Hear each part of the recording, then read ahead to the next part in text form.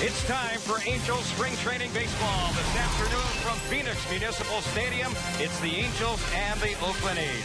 Hi, everybody. This is Terry Smith along with Jose Mota. Jose, the rivalry for spring training will wrap up today. It'll certainly heat up during the regular season when these two teams collide, and it's turned out to be quite a rivalry. Yeah, you know, the Oakland A's pretty much surprised everybody around baseball, especially in the Angels division, by taking the division at the last day from the Texas Rangers. They played so well, Terry, and you know that these games count a lot because a lot of scouting goes into when you're going to face a team that you're going to see 18 or 19 times. Well, it's going to be interesting to see if the Athletics surprise people this season. They're going to be the ones that people are gunning for in the AL West. You know, cannot pay a lot of attention to these spring training numbers. I mean, just on the pitching side, the Angels ERA is so high, along with the Athletics, but guys are just catching up on what they need to do to get ready. We're hitting that midpoint of spring training where guys will get more stretched out in their deliveries, what they need to do on the mound with their command and everything around. And we know that Oakland, as the Angels will have, always good starting pitching to begin with.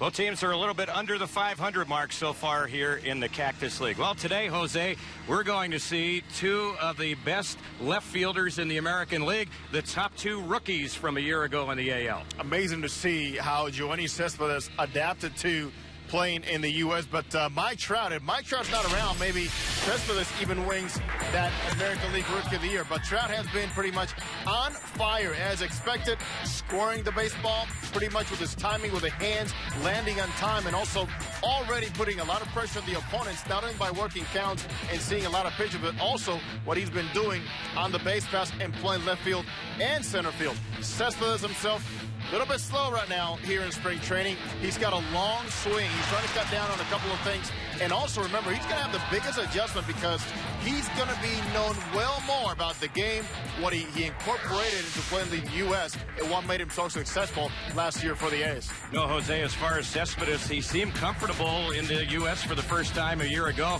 maybe even more comfortable this year because he has a lot of his family members here from Cuba. And I think you know very well, Terry, being around a guy like Kendrys Morales, Vlad Guerrero, and all these guys, the importance that that plays into making sure these guys are concentrating more on their game.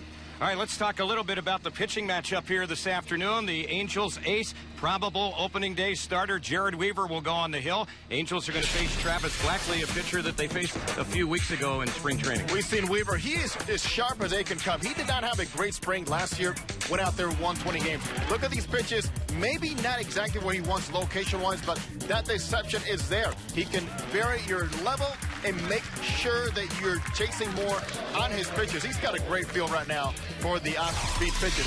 Travis Blackley, well, he's fighting for his spot and the rotation. He's been up in the zone. He's got an outstanding changeup, but he's got an ERA well over 20 right now.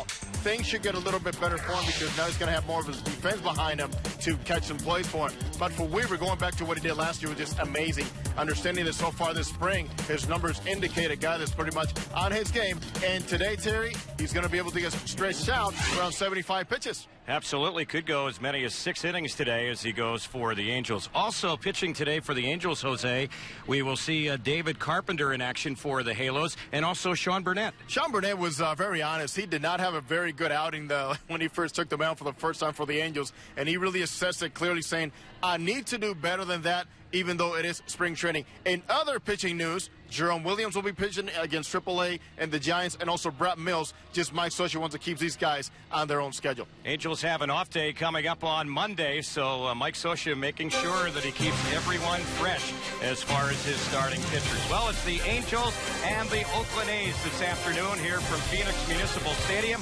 We'll have the lineups, we'll have the start of today's game, and it's coming up next on Fox Sports West.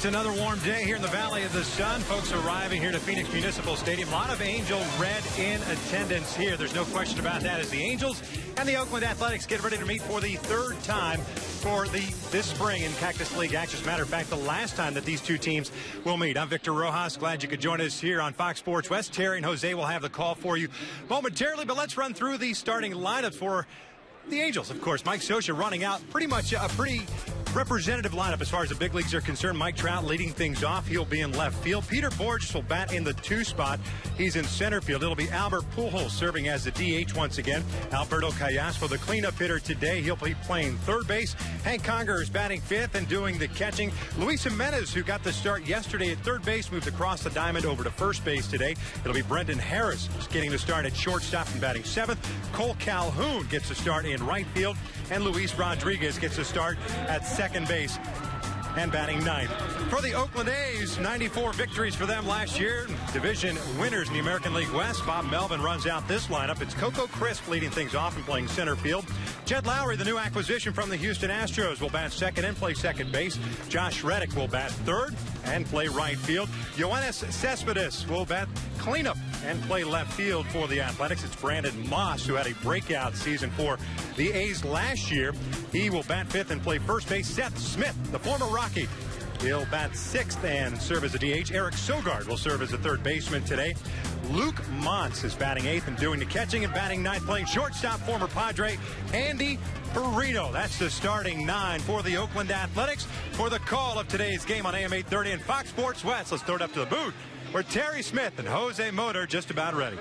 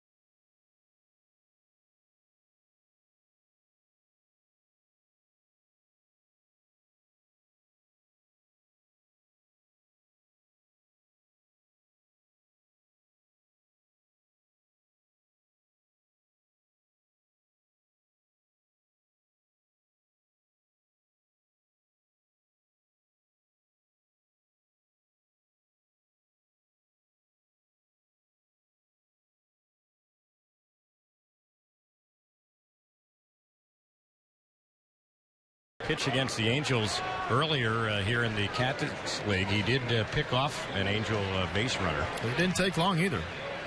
Does a good job just holding his ground and being able to balance out of that back leg. And coming close to breaking that angle too at 45-degree. Lefty ready on the pitch. Borges showing signs of bunting. Lays off that pitch. And the count even 1-1. Peter Borges yesterday hit leadoff for the Angels in the loss against Seattle. He had a couple of hits, including a home run. He's been a little bit under the weather, as have many here in the Valley in the past week or so. But Peter bouncing back in the lineup again today. There's a toss over to first, and again back to the bag goes Trout.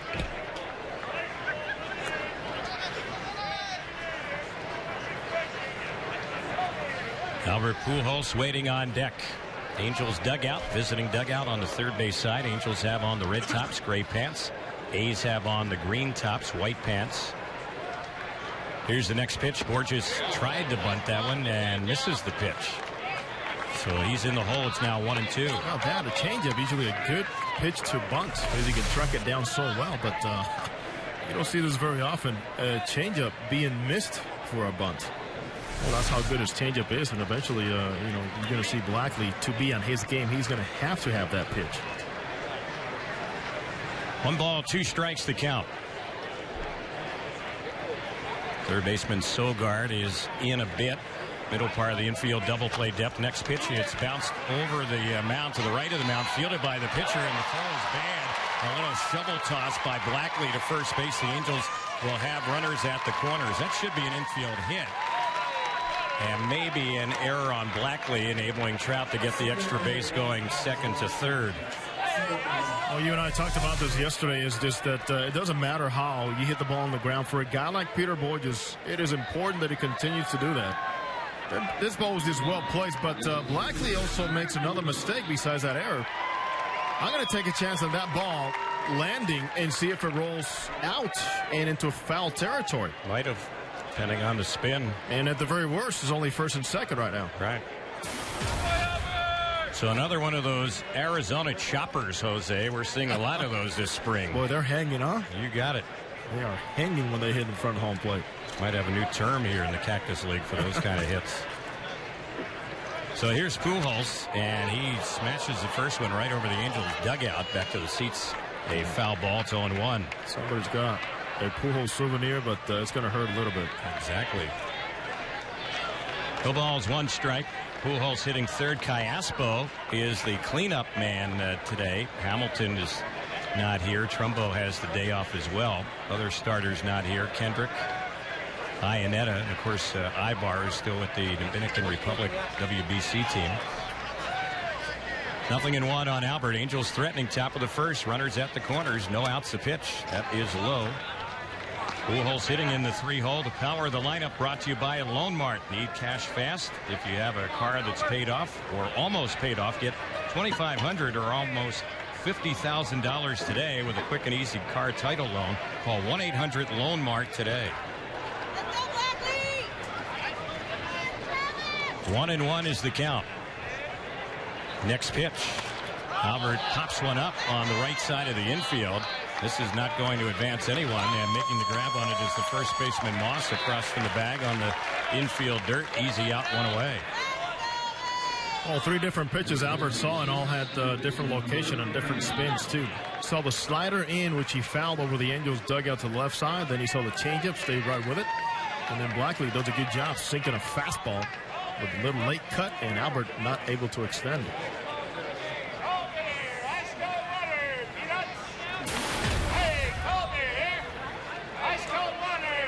So Callaspo is the next batter. Mentioned he's batting cleanup today. He has driven in 1 run so far this spring. A chance to do some damage here. Runners at the corners. First pitch on Alberto. He takes it low and away from Blackley. The count 1-0. Blackley will throw a fastball, top out around 93. Cut fastball, curveball, and a changeup. That changeup, he likes to use that against right-handed hitters.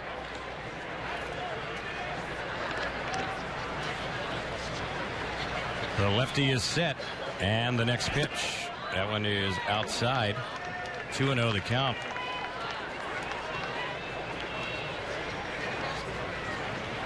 Travis Blackley will get a World Series ring if he hasn't gotten one already. He was with the Giants when last season began, and then later picked up by Oakland. Toss over to first base. Diving back to the bag goes the base runner Borges. There's one thing in Blackley will not hold is he will show you that very good move immediately. And I think it also serves well to the base runners. And right away you can tell how far you want to get out. And of course the Angels on the lefties will run first move. There's a toss again over to first base, and diving back to the bag goes the base runner Peter Borges. A little different, more straight at him, looking at him, and going right to first base. Not a tricky move. There's this dangerous angle right here that Blackley at times seems to compromise. There goes Borges. Good jump. Pitches a ball. Throw to second way late. Easy stolen base. So Peter timed it just right and steals second against the left-hander, and the Angels now have two in scoring position with one out. When you go on first move, you're pretty much just guessing. Your guess is that because he picked up a couple of times, he went over a couple of times, show you different moves. Then you get that first move go, you just go no matter if he picks over or not. That was a good pitch to run on 2-0. They weren't going to pitch out, so it's now 3 balls and no strikes as Callaspo's in charge of the count here against Blackley. We're just getting a second stolen base this spring. Here's the 3-0. Callaspo takes, and that's in there for a strike. So it's now 3-1.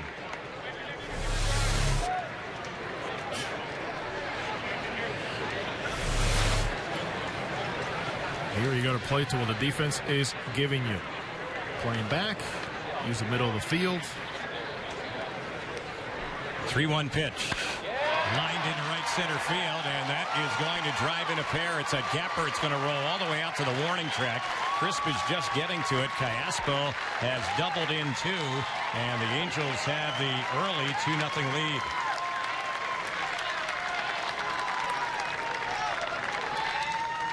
Keep that approach and mentality, especially against a guy like Blackley.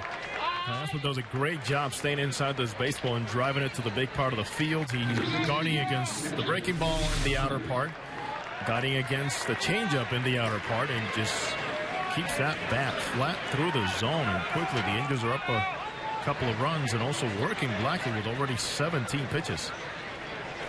So the first time that Callaspo swung the bat in his at-bat against Blackley, he made solid contact driving in a pair. Terry, he's going to want to hit the cleanup more often. Yep. Not going to happen.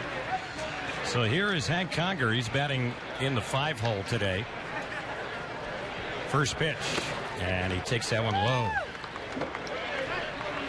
In the last 24 hours or so, a lot is being speculated that the Angels could be looking to add a veteran catcher. I am not surprised.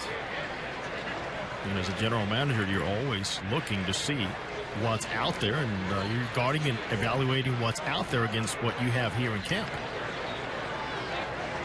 Conger has hit very well this spring, and he fouls this one off just above us out of play.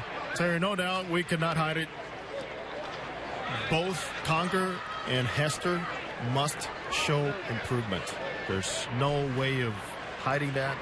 It's evident teams are running on both of them, and you need a dependable backup, especially on the defensive side. Yeah. 1 ball, 1 strike to count on Hank. He takes that one for a called strike on the outside corner. No, does not mean that Conger's not going to make the team, but yeah, I mean, you're out there always looking to see what's out there, especially if there's concern. And there are a few teams right now that have a lot of catching depth. The Reds are one. The Diamondbacks are another team that comes to mind. Here's the pitch. And Conger got fooled on that one. He holds up on it. Wow, he got a break on the call there by the first base umpire on that check swing. I don't know that Hank would have even argued there had he been rung up, but he gets a new lease on life right there. If he makes contact, that ball is put in play in fair territory. So the 2-2 delivery, and he lines that one into left field. It's going to fall in for a hit. Callaspo will be held once he gets to third. So Conger got an extra swing in that at bat, and he came through with a single. Runners at the corners. Still only one out for Luis Jimenez. Well, the Angels continue to swing the bat very well. They came into this game as a team, hitting .311. Lefties and righties, and the best part is, Terry, to see more of the regular players get involved here in this type of rally early in the game. That collective unit overall needs to play together a little bit more. It's going to happen more here in the next 10 days or so, according to Mike Scioscia. So Blackley, the A's starter, who came in having a rough spring, now he's having a rough first inning today. Here's the pitch, and that one is a little bit outside. Jose was mentioning Blackley's ERA when he was running down the lineups. His ERA is 21-21. And now it's even higher. Closing in probably on the 40s right now. Yeah. Pitch on its way. That's low and outside. 1 ball, 1 strike to count. Luis Jimenez, good young producer. We've been saying it since last spring. He's always been a guy that has put up some numbers in the minor leagues, driving in runs. Has done it also here in camp.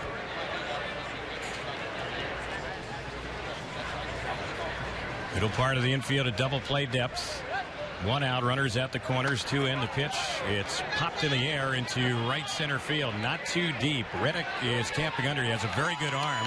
Callaspo is going to try to score a throw. And the tag up the line, missed by the catcher Muntz, and Callaspo scores.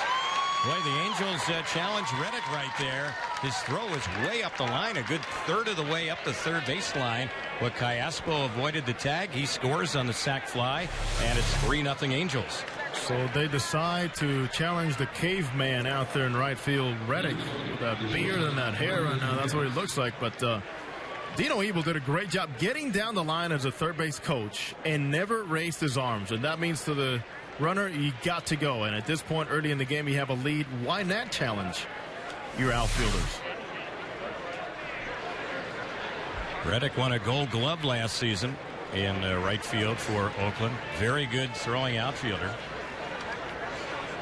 So the batter now is Brendan Harris. He's hitter number 7 in the first inning. 3-0 Angels. The pitch. That one is low and away. The Angels really have caught a couple of breaks here. They have capitalized on that. The swing by Conger, not called a swing. He ends up getting a single, and also the challenge here on a short fly ball to right field. So Jimenez gets the RBI on a pop-up to right.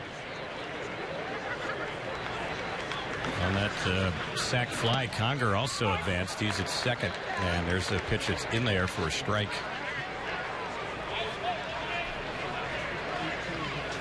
One ball, 1 strike on Brendan Harris, 32 years old. He's had major league experience in the past. Last year, spent the 2012 season in AAA, where he hit over 300. Had a good spring for the Angels, 8 for 29. Couple of runs batted in. 1-1 pitch. He swings and misses that one. He was fooled. 1-2 the count.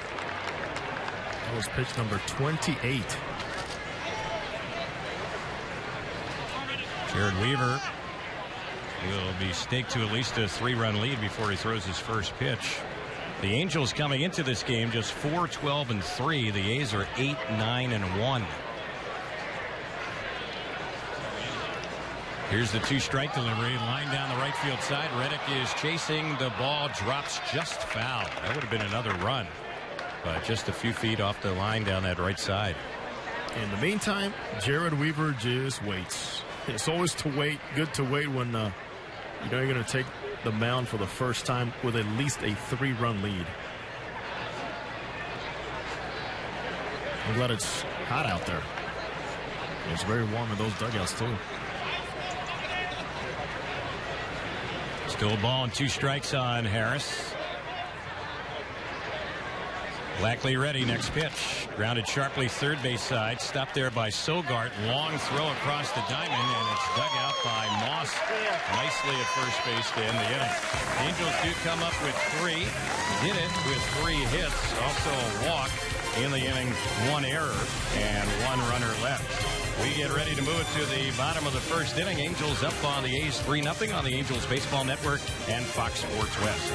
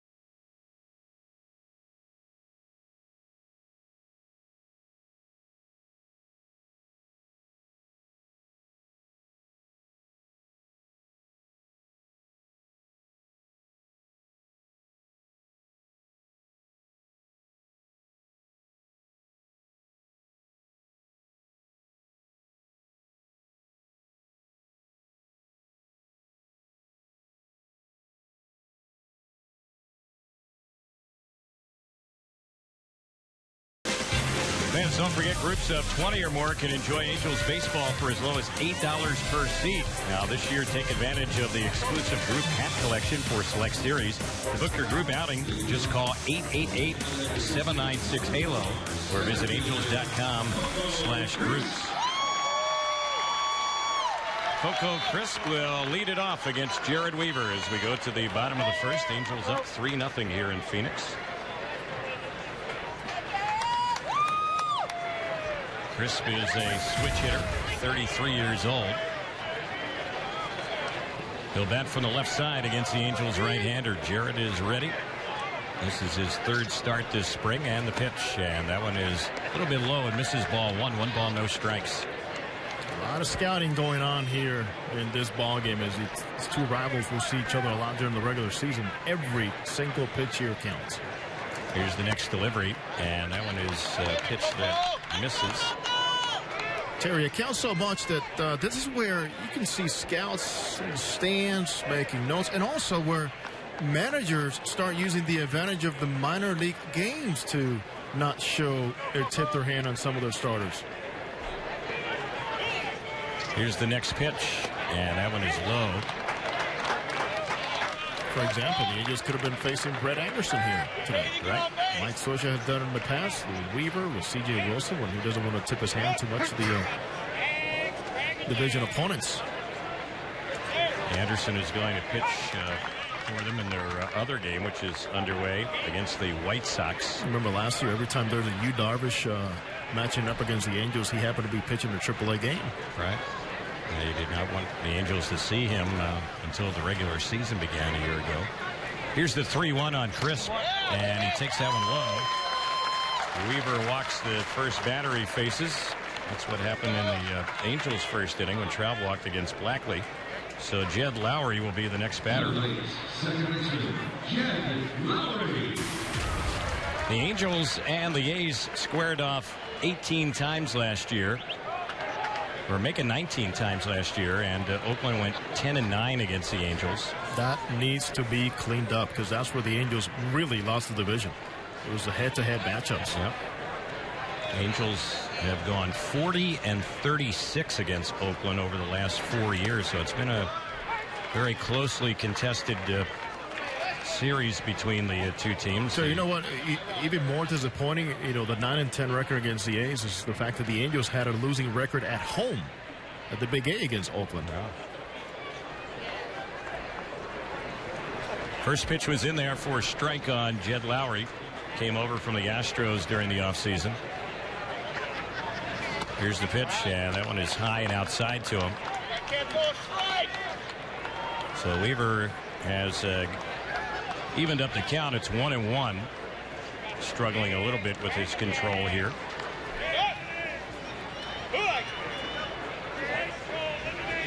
And Lowry was traded over to the A's. It came earlier last month on the 4th of February. Here's the pitch, and that one is cut on a miss. In fact, it happened so late, he doesn't even appear in their media guide. They couldn't even get his bio and all his background information in there. They'll just have a little insert when the regular season begins. That happens from time to time. Yeah, it does.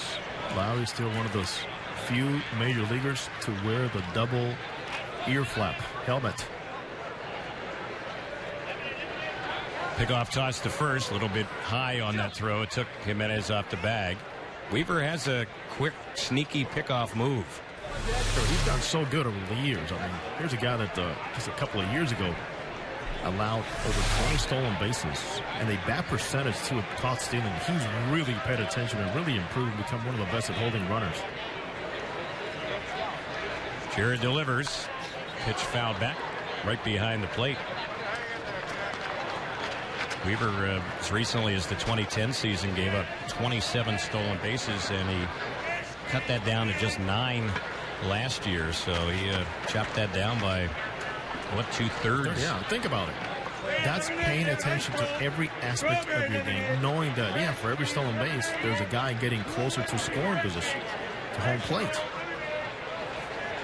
Here's the next pitch, 1-2. Hit hard first base side by Jimenez, and down the right side it rolls. Calhoun getting to it down around the bullpen area. Now the umpire down that right side is saying that ball got wedged up, I believe, down the right side. It's going to be a ground rule double. That'll cost the A's a run there because Crisp had to cross the plate, but it'll be a ground rule double down in that right field area in foul territory is where the ball eventually rolled. Ball hit really hard to the left of Jimenez. And, of course, this happens sometimes during the regular season, especially in a place like Oakland, where that bullpen is overexposed. You got to be aware as an outfielder, too, not to put those hands up too early and give up on the play. Right. You got to wait for the umpire to make that call, but sure enough, it was made. So after that ball got clogged up down in that A's bullpen, they have runners at second and third. And at the plate is Josh Reddick, who takes the first pitch, and that one's a ball. It's 1-0.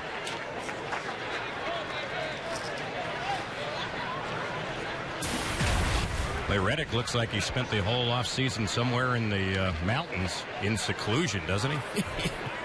Caveman.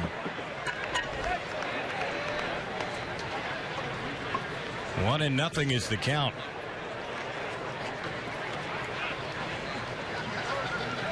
Here's the pitch, and he drills the ball into deep right center field. Borges has gone way back, and it's gone.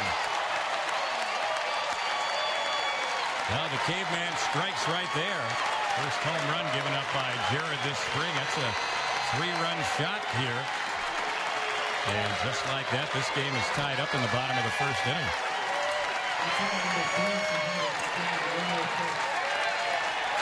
That's what he did a lot. Did a lot against the Angels and did it all around the American League. Elevate, pull the ball with a lot of authority. Reddick's third home run this spring. Cespedes, who's batting cleanup, will be the next batter. Reddick hit 32 homers last year, so he can hit the ball out of the ballpark, and he showed it right there. Here's Cespedes, and the first pitch. That's a called strike on the inside corner.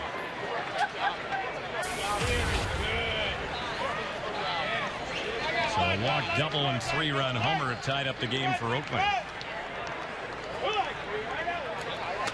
And the next pitch. That one is ripped foul down the left side. Speed right now for Weaver is staying up in the zone. Even when we're doing our television open, loading some of the footage we have from Weaver against Cleveland, he did have some strikeouts, but you could see that a lot of the off-speed pitches, even though they did have that speed differential, just were staying up in the zone. Something he needs to tone down here quickly. Here's the next pitch. 2-strike delivery. At Cespedes reaching. He bounces it to Callaspo. His throw to first is in time. That'll be the first out. 5-3 on the ground out. Brandon Moss will be the next batter. That's what you're talking about. That ground ball right there is because the breaking ball was very well located. Anytime you see a catcher go down and almost want to catch that ball in the dirt, you can tell that's exactly the adjustment that needed to be made.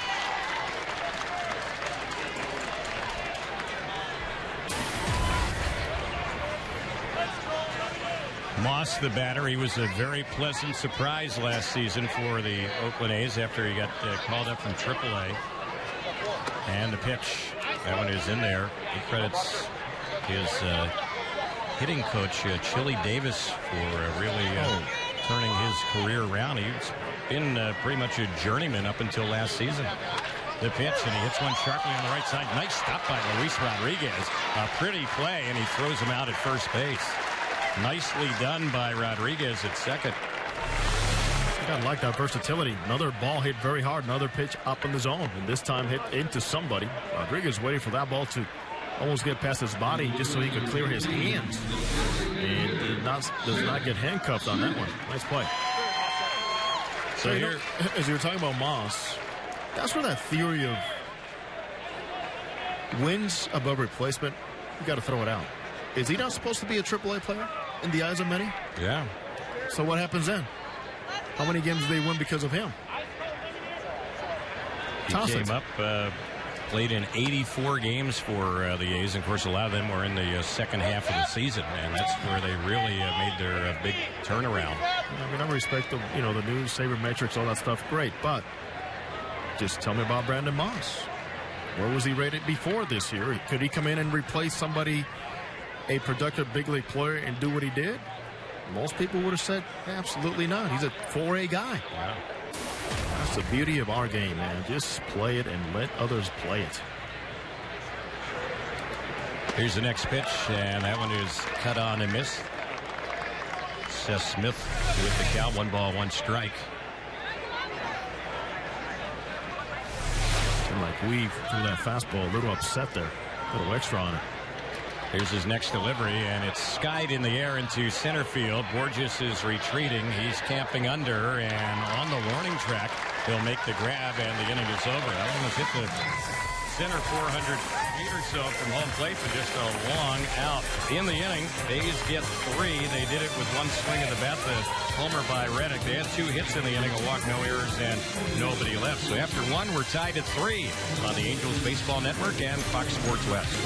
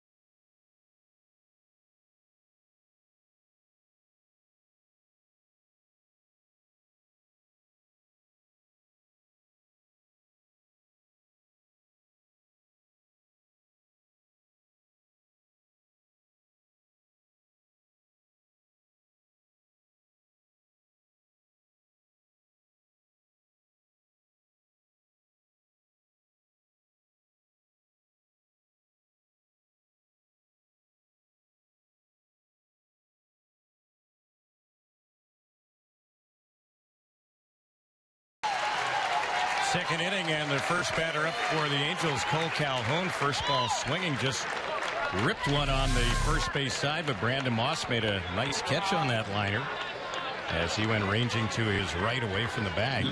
So one pitch, one quick out, and the batter will be the 9-hole hitter, Luis Rodriguez. You can tell the hitters are seeing the ball well against both pitchers. Yep, solid contact here in the early going. Here's Rodriguez, his first time up. He showed signs of bunting, takes the pitch for a called strike. He's had a good spring, 9 for 25. He's driven in 5 runs. Played in AAA last year, hit .296. Veteran player, he's 32 years old, a switch hitter. Here's the next delivery, and that's low and outside. Mike Trout waiting on deck.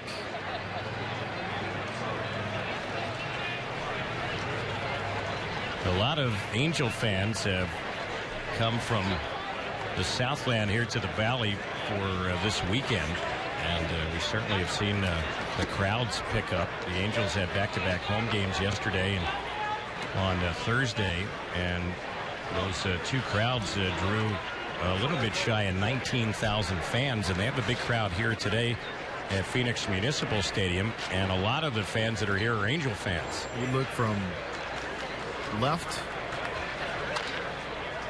There's one bounce foul on the third base side. Left side of home plate all the way out to that line. It's pretty much a sea of red.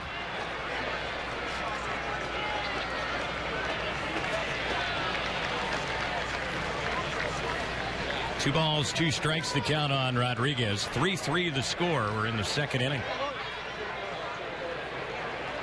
Angels sent 7 to the plate in the top of the first. A's sent 6 to the plate in the bottom of the first. Blackley is ready, and his next pitch tried to pick away at the inside part of the plate and missed. So it's a full count, 3-2.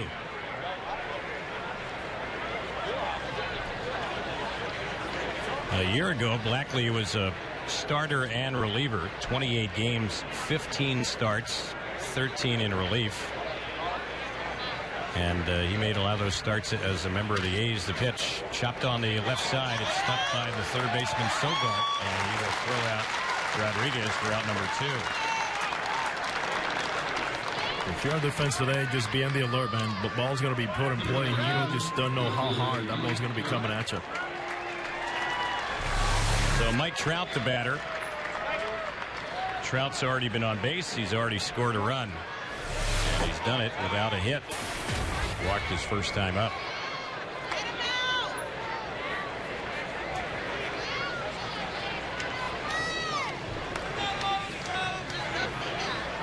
Blackley's pitch on Trout. He lines one foul down the left side. It's back to the seats.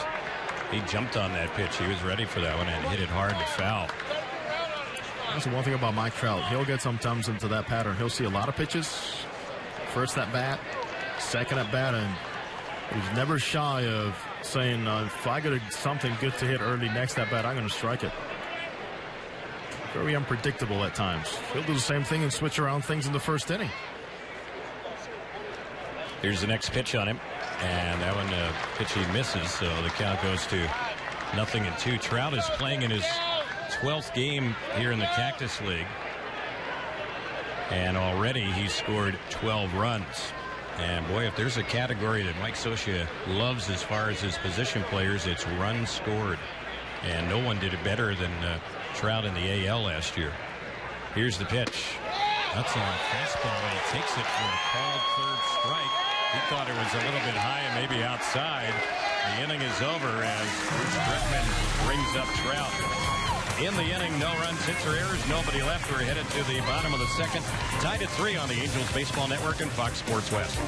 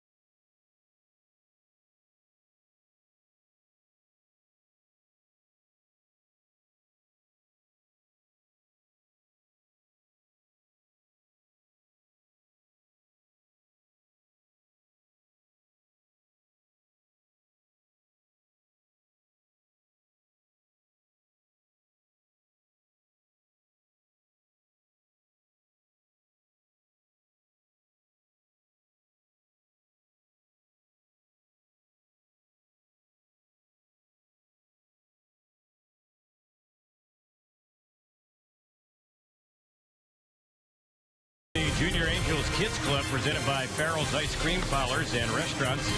They're now accepting members for the upcoming 2013 season. Now, members receive an exclusive Mike Trout jersey, 2 ticket vouchers, a fast pass to Kids Run the Bases, and more. To sign up, visit angels.com/Junior Angels or visit any of the Southern California Farrell's locations. Should mention today is Jose's birthday. And Jose, if we were back in Southern California, I'd take you to Farrell's for a nice birthday Sunday. How would that sound? Oh, it sounds great right now, so I'll hold you to it. Thanks, Terry. Happy birthday, Jose. Thank you very much. There's a pitch that is in there for a called strike. At the plate is Eric Sogard. He's playing third base for them. And the pitch. He rips that one into right field. It is a fair ball. Cutting it off toward the line is Calhoun. Headed for second and diving head first safely with a leadoff double is Sogard. Swing the bats. I mean, pitcher throwing strikes, and most of the strikes they're seeing are very hittable. Certainly up around the waist and above. There's been a lot of balls hit hard here today.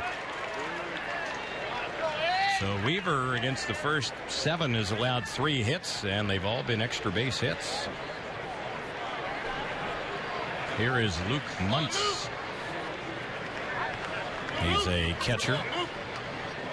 He played in AAA last year. He's yet to get a hit for the A's so far this spring. He's 0 for 13, although he has driven in a run.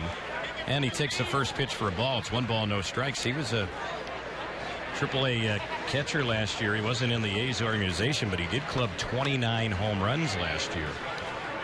And he had over 20 the year before. Pickoff toss to second, and just getting back safely is Sogard. You work on it so much in spring training, you might as well start incorporating them now, especially when your pitcher needs a little help out there. Good job by the veteran Harris.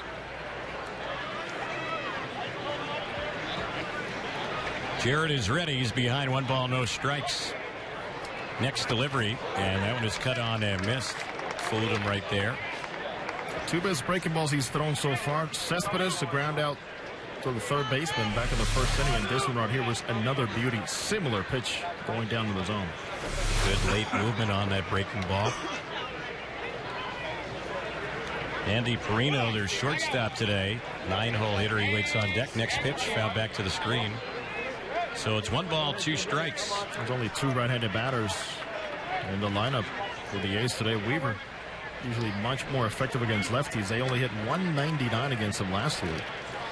Right-handers hit 235. Of course, the neutralizer against lefties, the curveball, and the changeup. Jared way in front, 1 ball and 2 strikes. Looks at second, delivers to the plate, and it's a high drive. It's hit well into left field. Going back on that one is Trout, and that ball is gone. Well, Luke Muntz, who has power. I mentioned the 29 homers last year in AAA. Hadn't had a hit all spring. Hits that one out of the ballpark, and the A's are up 5-3. Terry, you want to hit? Grab it back because the ball is taken off from every single barrel we've seen here today. Another pitch up around the waist. And when you start seeing a lot of that and you're hitting deeper in the lineup, you start anticipating more pitches to hit, and that's what happens. You're even more ready to strike. So here's Perino. He's a switch hitter. He bats left-handed. Takes the first pitch for a ball. It's 1 ball, no strikes. The other thing with the A's is you just never know. They find some guys that sometimes you don't know where they came from, and they come out to the big leagues and lend a hand and do a tremendous job before you know it. Yeah. Here's the next delivery, and Perino fouls that one off his foot. And that group does as good a job as anybody in the game with their professional scouting. And over the years, they've had such a turnaround of even 6-year free agents to become prominent players for them. And back to the Billy Taylors and Geronimo Barroa, Matt Stayers, all these guys were given opportunities with the A's. 1-1 pitch. Perino took a big cut at that one and misses it. So he's in the hole 1-2. He came over from the Padres during the offseason. spent some time with San Diego last year, 55 games. Hit over 320 last year in AAA. Yeah, we saw Perino against the Angels in the interleague last night in San Diego. Yeah, there's the pitch that's low and inside. So it's 2-2. Jared Weaver had given up only 1 run in his first 2 starts this spring, but he's given up 5 runs already today, and he's yet to get through the batting order for Oakland. They've hit him hard. The 2-2 pitch, low and in. Full count, 3-2. You see Weaver's body language right now is getting a little frustrated.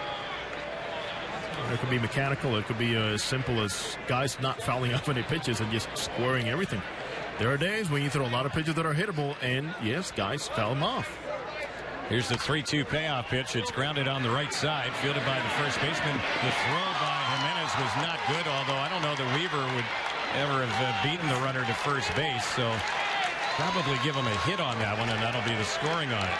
You know what happened on that play? I think Weaver was convinced it was going to be a 4-3 play because he got there late because of where this ball was hit. I mean, Jimenez does not have a lot of experience at first base, and he went way to his right. And I think that's really what got Weaver thinking it's going to be an easy 4-3. I'm not going to be involved in this play. So it'll be an infield hit. Coco Crisp will be the batter now. We see Mike Butcher going out to have a word with Jared Weaver to kind of talk things over with him. And while they meet out at the mound, we want to remind you, you can subscribe to MLB.TV Premium today and watch over 150 select spring training games live, plus every regular season game live or on demand on over 250 mobile and connected devices. Just visit angels.com for details. Well, Mike Butcher has a few things, of course, to first of all is to talk to Weaver and see where he's at. You know, that play, once again, Terry, the inexperience tells you how far you can go to your right, but you want to be aggressive and make plays, but certainly Jimenez, as he gets more exposed to first base at this level, will get a better sense that he's also going to have better athletes playing next to him. Luis Jimenez, a third baseman by trade, playing a little bit of first base here in the Angels camp. Mike Socha said it this morning. He's earned a chance to get a longer look. Now let's take a look at him at first base. You know, not forgetting that Bill Hall was getting a look at first base before he went down. Right. First pitch, a ball. It's 1 ball, no strikes on Coco Crisp.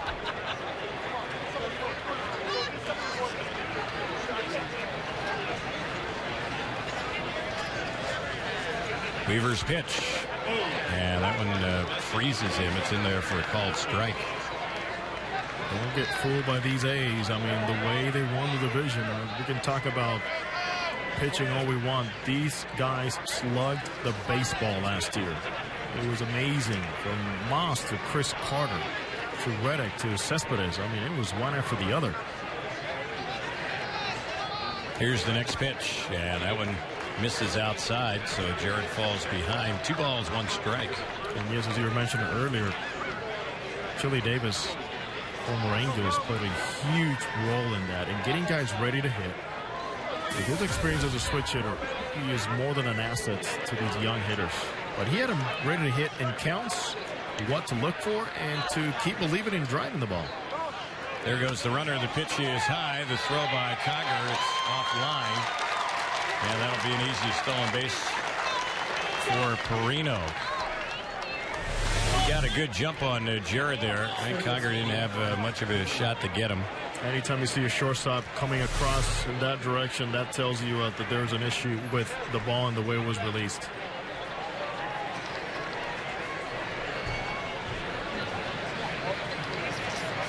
Weaver is ready. 3 balls, 1 strike to count. Next delivery, and he walks him. That was nowhere close. Second time that Crisp has walked. Well, the Angels were hoping to get somewhere in the neighborhood of 75 pitches or so from Jared Weaver, maybe as many as 6 innings today. But he is laboring right now. There's some stirring in the Angel bullpen, although no one is warming up at the moment. At some point you have to decide. I mean, stretch him out just to stretch him out, or at some point make sure you can at least make him as productive as possible and not just leave him out there for the heck of it. That's why a lot of managers actually elect to throw guys in the minor leagues around this time. They can control that a little bit better. The pitch that's in there on Jed Lowry for a strike. He was taking. He's had a double in this ball game. 7 of the 10 batters that Weaver has faced so far in the game have gotten on base safely. Still no outs in this inning. The pitch, and that one is popped up foul back behind the plate.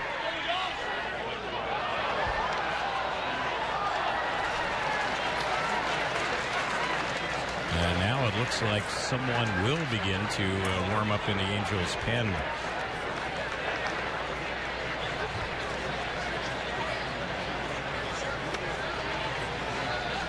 Looks like Ben Fritz, a right-hander, is going to loosen up. He's in from minor league camp today. Here's the next pitch. Weaver is way high and outside with that one. And Jared is struggling out there. He's laboring out on the hill. He's closing in already on 40 pitches. Well, that's in 1+ inning.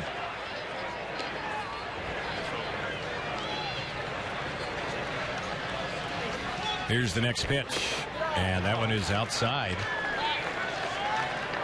2-2 is the count on Lowry.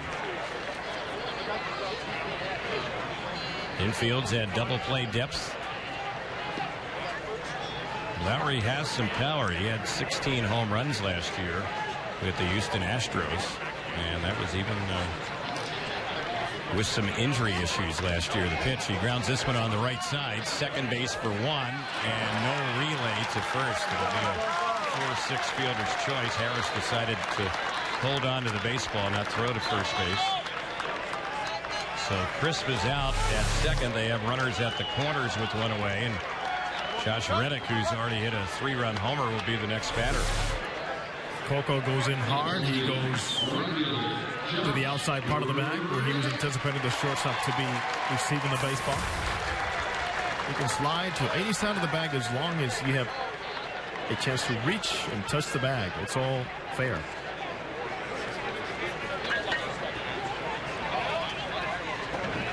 Here's the first one on Reddick. He takes it for a called strike.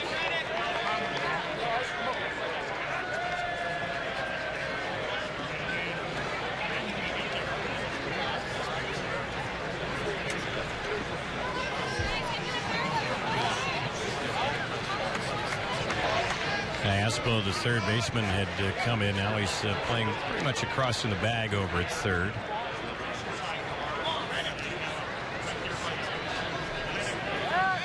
And Weaver bluffing a toss to third base, and that's going to be a balk. You can't do that anymore. And Jared knew it. And he will allow that runner to come in to score. So Weaver a little bit out of sync right now. Yes, he was. This is a move that you cannot do anymore. You can go to third base, but you have to throw the ball. Right. He held on to the ball. Also advancing up to second, Lowry on that block against Weaver. So it's a 6-3 Oakland lead.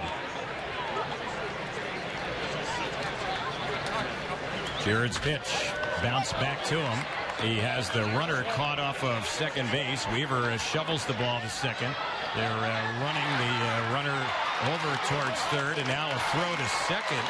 That is going to be late. The Angels do get the out on the other base runner, though, Lowry, who was caught in that rundown. But as things turn out, Reddick on that comebacker ends up getting to second base. So Lowry did a good enough job avoiding the inevitable to allow Reddick to get into scoring position. It's a good base running play there by the A's. Once again, a good fielding play by Weaver in closing the gap. But great communication there between the A's, the runners telling one another to keep going. Just draw one more throw. That's all it takes for you to take the extra base. Well done. So the batter now is Cespedes. 6-3 Oakland We're in the bottom of the second inning. Angels had a 3-0 lead in this game. There's a pitch in there for a called strike.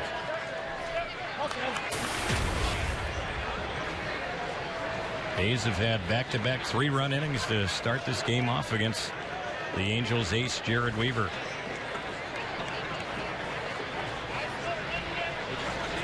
Here's the next one on Cespedes. It's a breaking pitch low. 1 ball, 1 strike.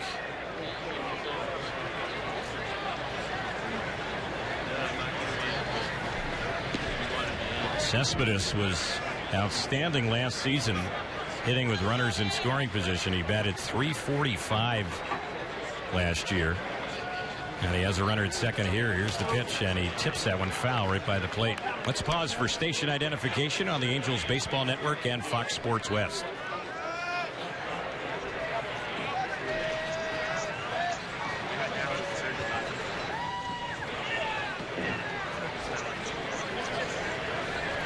Terry Smith, Jose Mota. Our producer engineer is Darren Chan. Victor Rojas will be along next inning for more play-by-play action.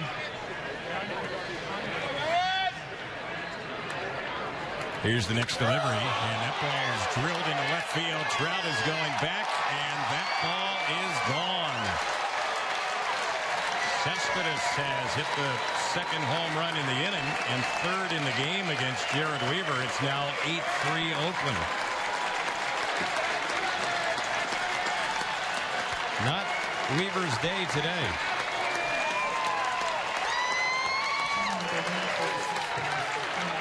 It was just a sample of what Oakland was able to do. After really turning it on around the month of May and early June, just slugging their way into victories. Cespedes is a big part of that, and he was a big part of also when he played. The A's won a large majority of their games. And the next batter up is Brandon Moss, and he will hit a lazy fly ball to left center. Camping under, making the grab on it will be Peter Borges, and that will end the inning. But in the inning, the A's send up 8 batters to the plate. They score 5 times in the inning, and they now have an 8-3 lead. That's the score as we go to the third on the Angels Baseball Network and Fox Sports West.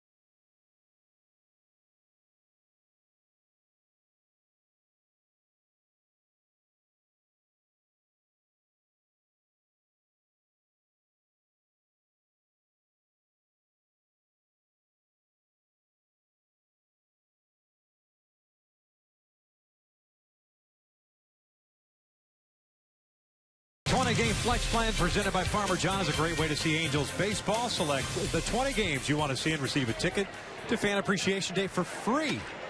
Buy your flex plan today by logging on at angels.com/mini-plans by calling 888-796-HALO. As Peter Borges leads things off here in the top of the third inning, it's all Oakland this far. 8-3. Jared Weaver's had a very, very rough afternoon as Borges fouls this one off. And it's an 0-2 count. It'll be Borges, Pujols, and Callaspo here against the left-hander Travis Blackley, who he himself had some issues in the first inning, allowing 3 runs. After 30 pitches, he only made 9 in the second. You can see the difference was location, keeping the ball down and changing speeds more effectively. No mystery whatsoever. Borges with an infield base hit. His first time up, swings and misses on the off-speed pitch. And he goes down swinging for the first out here to third. Second strikeout for Travis Blackley. With a breaking pitch down in the dirt. That'll bring up Albert Pujols. It seemed like he found it quickly, Victor, because he just did not have a feel for it, but a touch of the spin in that first inning. Yeah, and, you know, it kind of looked that way for Jared in the bullpen before the game. Just didn't look content. And, you know, as Mike Scioscia said yesterday, we are just about that time in spring, the dead arm period. Yep. As Albert looks at a fastball that's called strike on the outside corner. 2-1. Spring training or not, man, we've had the body language of this regular season game not pleased at all. No. As he shouldn't be. Everything was too many pitches up above the waist. 3 home runs allowed by Jared Weaver this afternoon as Pujols chases the high fastball. An 0-2 count. There's action in the Angels bullpen, so perhaps that would have been Jared's last inning. When you say 3 home runs allowed by Jared Weaver, that's saying something, because it hasn't happened a whole lot in his career. 6 times, that's it, where he's allowed 3 or more home runs in a regular season game. I'd like to know how many times did it happen in Arlington. I think one time it happened in Seattle. I'll be more than happy to tell you, big guy. In Seattle, at New York, those 2 games he allowed 4 home runs. Yep, I remember that. At Oakland, at Texas, at Toronto, at New York. 3 home runs. The amazing one was at Seattle.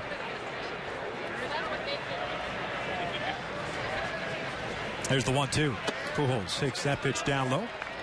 2 balls, 2 strikes. Likely really did a good job minimizing even more damage in the first inning, because he did a good job against Albert.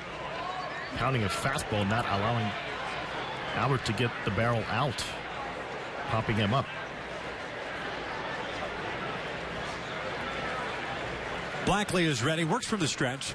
2-2 is just off the plate. Full count now. 1 walk and 2 strikeouts for Blackley on this sun-drenched afternoon at Phoenix Municipal Stadium. Great crowd, a sea of red in this ballpark. And when that top of the first unfolded, it was certainly a pro-Angels crowd, no question. But then the A's fans woke up in the bottom of the first. Blackley kicks. Here's a 3-2, and Pujols goes down swinging. Foul tipped it into the mitt of the catcher Monts, and there are 2 outs. That's 3 consecutive strikeouts for Blackley. As long as he found that release point with a fastball, everything pretty much came from there. Now he's doing different things with the fastball, not just throwing the 4-seamer and elevating it, which he's done at will.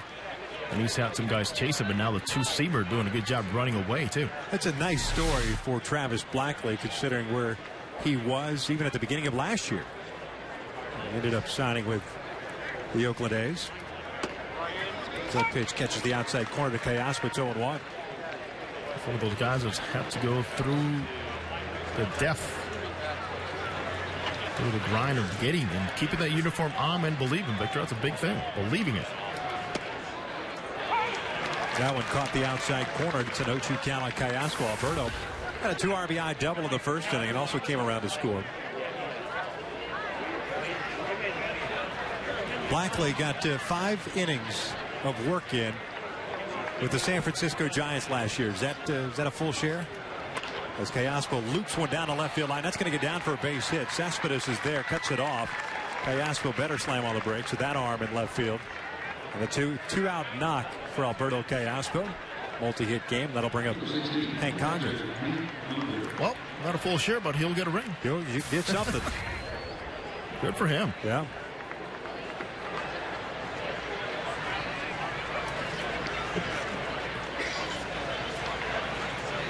So Callasco at first. Here's Conger. To start behind the plate once again. Batting in that 5th spot. 1 for 1. He had a base hit to left field his first time up. Short lead for Callasco at first, but Blackley will check in on him. That's the best thing he can do. Blackley has an outstanding move, and he almost caught Mike Trout leading in that first inning after he walked.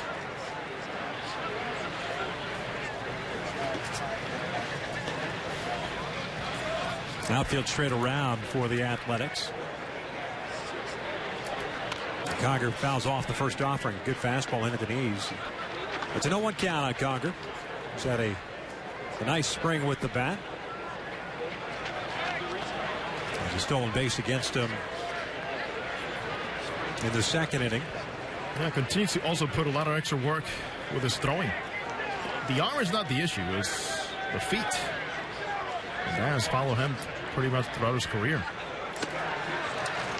Fastball was cut on and missed. 0-2 count on Conger. He's shown the ability to hit in the minor leagues. And certainly having a good spring. He's had good springs before here with the big league team too. With the bat. For Victor, number one is, of course, receiving, throwing, and communication with that pitcher under Mike Scioscia's eyes. 8-3 Oakland, top of the third, 2 outs, and the Angels with a man at first base. Conger bounces it foul to the third base dugout. The Angels occupying that third base dugout. The A's on the first. There's Dino. There's some booze for Dino. What's the deal? Because he took the ball, put it in his pocket. Now he just gives it away. He was busy. He's got to give the signs. Now, if there was nobody on base, he gladly would have picked out a fan and tossed him the ball. But he's got to get the signs from Mike and then relay him over to Callaspo. 0-2 count with 2 outs. Blackley's pitch. Breaking ball tapped up the third base line. It's going to be a tough play for Sogard, and he has no play. An infield base hit.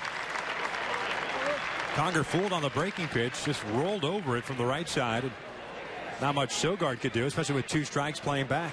It's one of these games where on the defensive side, you have to do everything possible. Anticipating the ball hit to you, because those outs are, hard to come by right now when the guy on the mound keeps making good pitches like this one that end up being base hits, or make bad pitches that are getting hit so hard from both sides.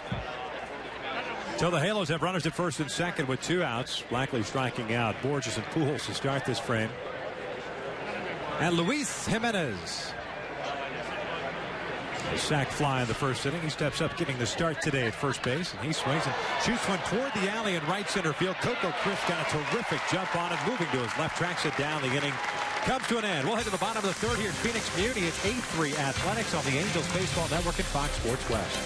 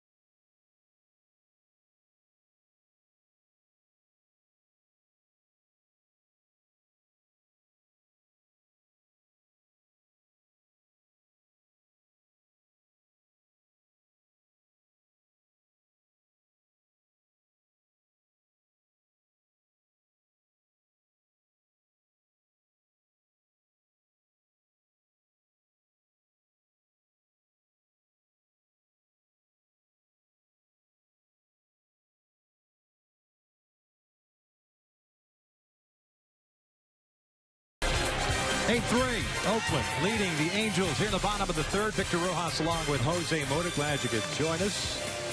You're listening to us on AM 830 or watching us on Fox Sports West. Glad you could tune in on this beautiful Saturday afternoon from Phoenix, Arizona. This used to be the former home of the Phoenix Firebirds at one time.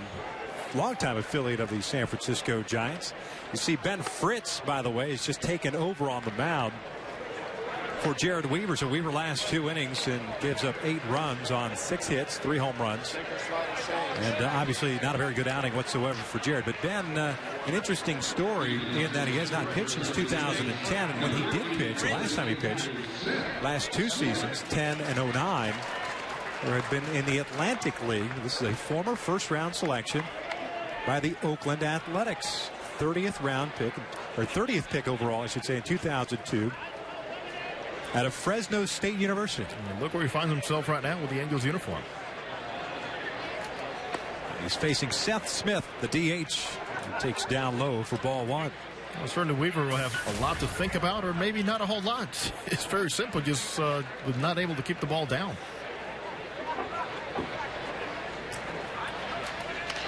Smith bounces it foul up the first base line. The count is even at 1 ball, 1 strike. It'll be Smith, Sogard, and Montz to face Ben Fritz. A good thing for a guy like Ben Fritz, Victor, he has a chance here to go out there and get stretched out. He was pretty much written on the board today as a backup guy. Now he finds himself trying to make an impression here with the Angels staff. 31 years of age. Behind the count of 2-1 now. Smith hit a fly ball to center field that ended the first inning, so he's 0 for 1.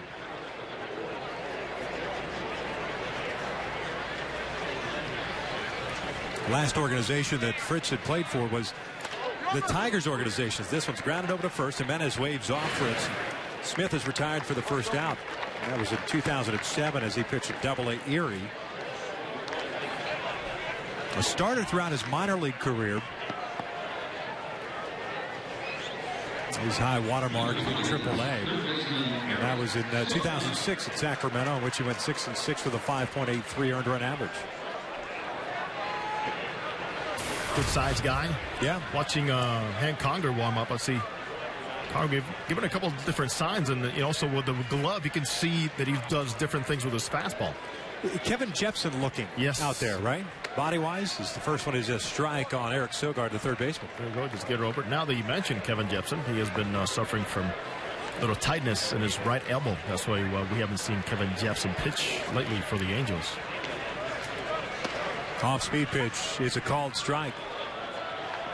And it is 0-2 on Eric Sogard, who doubled leading off the second inning and eventually scored on the Montz home run. So Jepson tightness forearm, elbow area. That's what we were told. Nothing serious is what we were told as well. Just a couple of days said that. 0-2 is popped up on the infield right side. Jimenez coming on. And it's the first baseman taking charge, makes the catch on the grass, and there are 2 outs. So Fritz has come in and cooled off this Oakland A's offense. Took advantage of a very, very shaky Jared Weaver. Obviously very disappointed Jared Weaver as well. Yeah, Victor, and 2 guys that really hit the ball very hard against Weaver. Smith, who out to deep center field, just missed a home run to close out the first inning, and then Sogard hit that double to right field. Here's Luke Montz, the catcher. Hit a 2-run home run in the second inning. He'll look at a fastball for a strike. Montz had come into the game 0 for 13 this spring, so that home run was his first. So just take a look at Evan Scribner is now warming up in the bullpen for Oakland. Scribner was up and loosening when Blackley was out on the mound last half inning, as that pitch was a fastball. And this is up and away to the right-hand hitting catcher Montz. Well, Montz wasted no time in showing all of us why he had close to 30 home runs last year. He had a shot way out of here quickly. Gets jammed, fouls this one back over the screen and into the seats. The count remains at 1 ball, 2 strikes. Montz, a Louisiana native. An Expos draft pick in 2003. 17th round. Always love to hear that name come back. The Expos? Oh, yeah. Or Lou Montz. Expos. Swing and a miss on the breaking pitch, and Ben Fritz, nice job. The 1-2-3 third, 3 complete here at Phoenix Municipal. It's 8-3 A's on the Angels Baseball Network and Fox Sports West.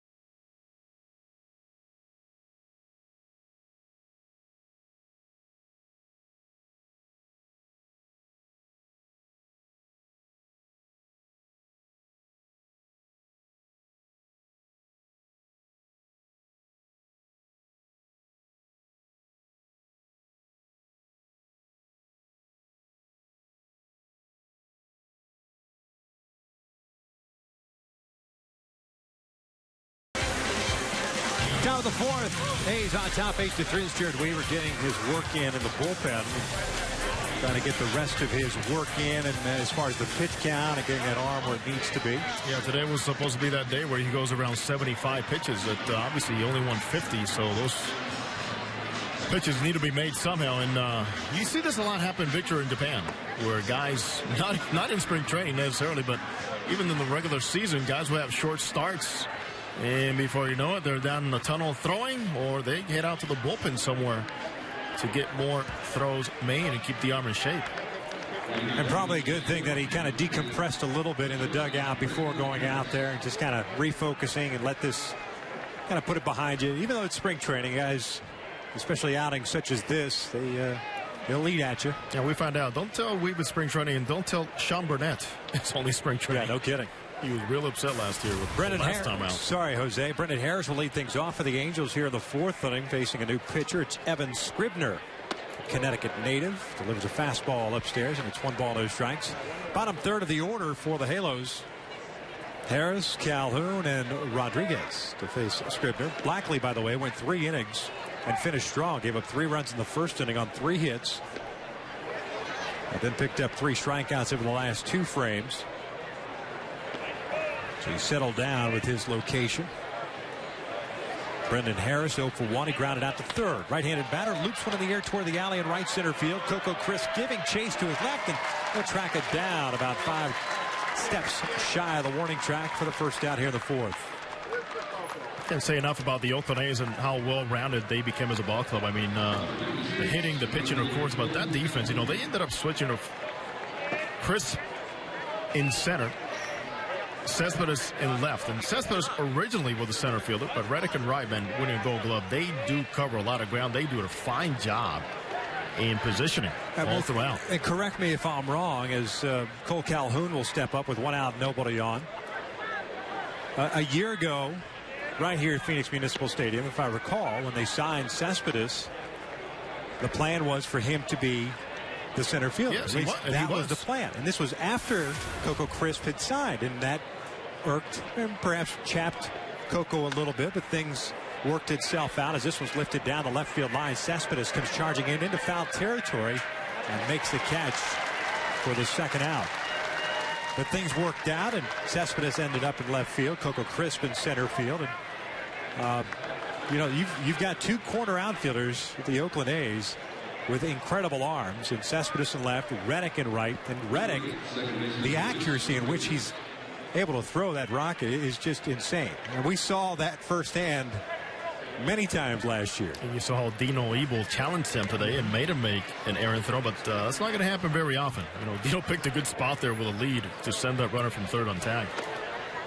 There's Luis Rodriguez, who got the start at second base for the Angels today. Takes the fastball downstairs. Well, yes, you're right. I mean, Coco ended up saying here in camp, had I known that, right, I would have signed somewhere else. And I want to say, and it was Tampa Bay, I believe. Was it Tampa or Baltimore? I knew it was an East team. Yeah. But it had an interest in him. In the long run, you knew it was going to happen. He's too good of a center fielder. Cespedes was an unproven commodity. As good athlete as he was, he didn't play 150 games, 160 games in Cuba. That's a strike, a fastball from Scribner. 2 balls and 1 strike. But it all worked out, there's no question. Chris, a catalyst near the top of the order, at the top of the order for Oakland. This one lined into center field, and Rodriguez picks himself up a base hit. A 2-out knock for Rodriguez. Spins the lineup back to the top with Mike Trout coming up. Luis Rodriguez, one of those guys, along with Brendan Harris. He continues to get an extended look from Mike Scioscia. And Mike saying this morning the next 10 days are going to be crucial for some of these guys.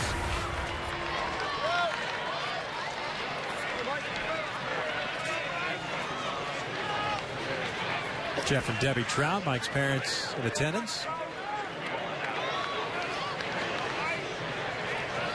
Mike today drew a walk and scored in the first inning, struck out looking in the second. Here's the first one, and that's going to be a balk as Scribner stumbled. The left leg was coming down. It looked like the heel may have hit the dirt. He stumbled, did not deliver the pitch, but that is a balk, and that puts Rodriguez at second base. Second balk today. This one on a cleat getting caught. The other one on Weaver, forgetting about the new rule. And you and I had talked about the new rule recently. Right. First to third. Well, at least we're informed about the balk rule. There's a meeting with everybody. Starting last year, in fact. Last spring training coming around, guys heard about it.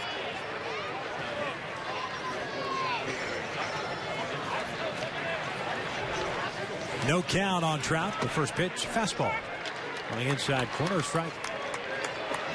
Scribner did a nice job for Oakland last year, working out of the bullpen for them, as many of their guys coming out of the bullpen did. But the 2-0 record, a 2.55 ERA, 30 games out of the bullpen, 35 in the third innings. As Trout reaches for the breaking pitch and lines one to left center field. That will bring home a run. Cespedes cuts it off. Rodriguez scores. It is 8-4 Oakland as Trout picks up his 4th RBI of the spring. That'll make their parents proud, and it never gets old with your child. Only 21 years old. What a great piece of hitting. Mike Trout, once again, he went out there, saw the fastball up around the zone, looked for the breaking ball, and got it.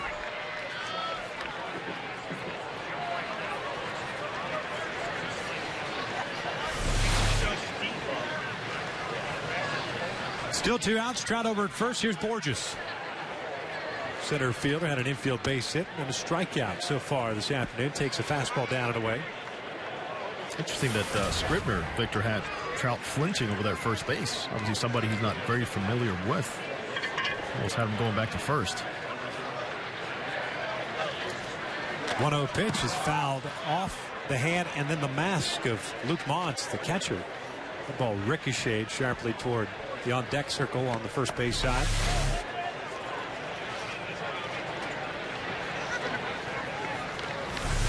Count even up at a ball and a strike. Slight little breeze, but still temperatures hovering around 90 today. Spin move to first. And Trout diving back in is in there safely. We were talking about the Firebirds. Played many games here myself in the PCL in the summer. And they have these misters in the stands. And there's a cloud that forms here at night. Trout takes off. The pitch is a strike to throw down to second. Not in time. A stolen base for Mike. Well, Trout had a pretty good jump. He flinched the first time, and second time around, he has seen enough already, especially when he saw the high leg kick. And said, why not? Let's take a chance and go.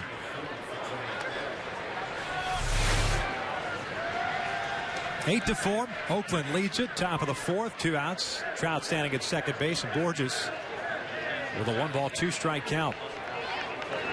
Hitter with 9 runs batted in on the spring. A couple of home runs. 3 triples.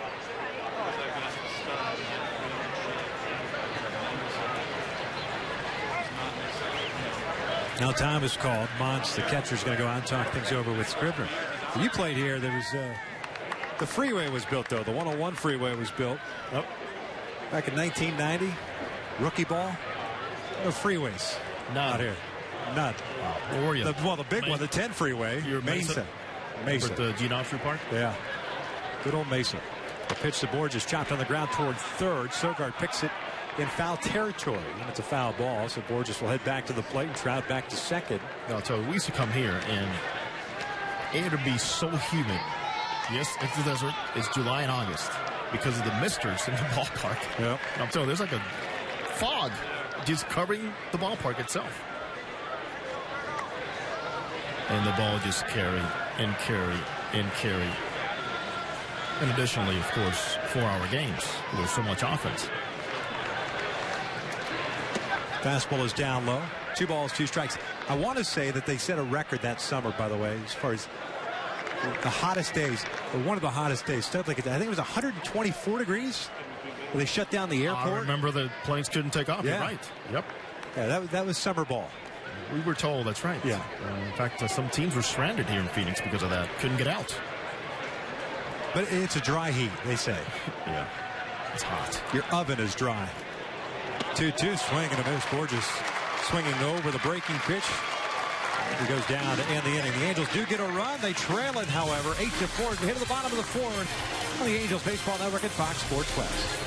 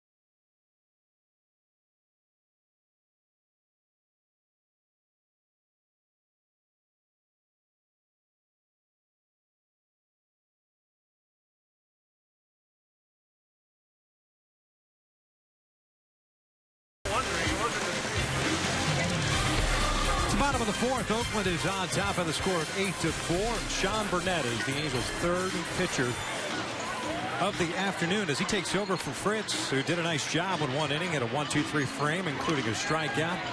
Sean Burnett making his second appearance as an Angel in the spring. His first a couple of days ago did not go in his favor. Nope, and he was the first one to point the finger back at himself and did not want to use the excuse of being hurt or his back or anything like that, or lack of action. And hopefully we'll see better command with his fastball. Everything's based on that fastball for him. Sean signing a 2-year deal in the offseason with the Halos. Will face 9-1-2 for Oakland.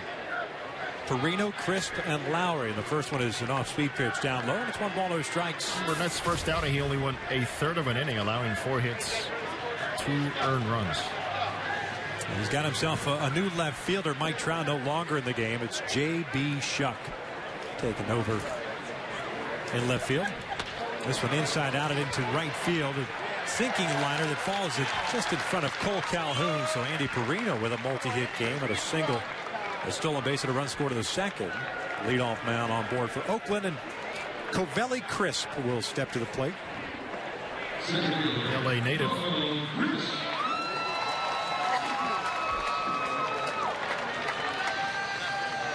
Coco spins around a hit from the right side with the left-hander Burnett on the mound. He's drawn 2 walks, both against Weaver. He scored a run.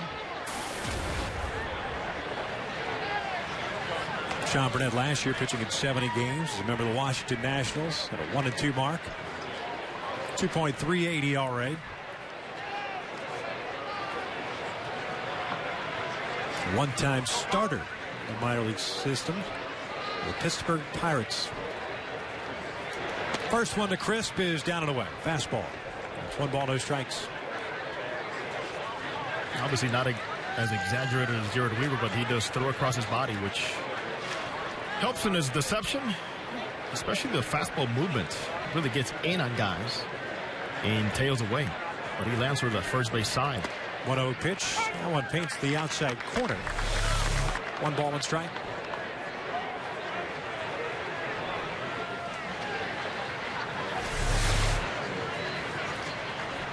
He's not a fan of that term situational, lefty. He knows he's not. Becomes a mindset, Victor. You know very well. There's some guys that, sometimes you bring into a game, they get the out, and they start looking at the bullpen saying, wait a minute. We're looking at the dugout saying, thought it was done. Isn't that the worst? Guys peeking in the dugout? Of course. Seriously? Yeah. You don't want to be out there? 2-1 pitch. On the outside corner again. 2 balls, 2 strikes. Oshana, a former first-round pick of the Pirates. 19th overall selection in 2000. Mentioned he's a Florida native. 30 years of age.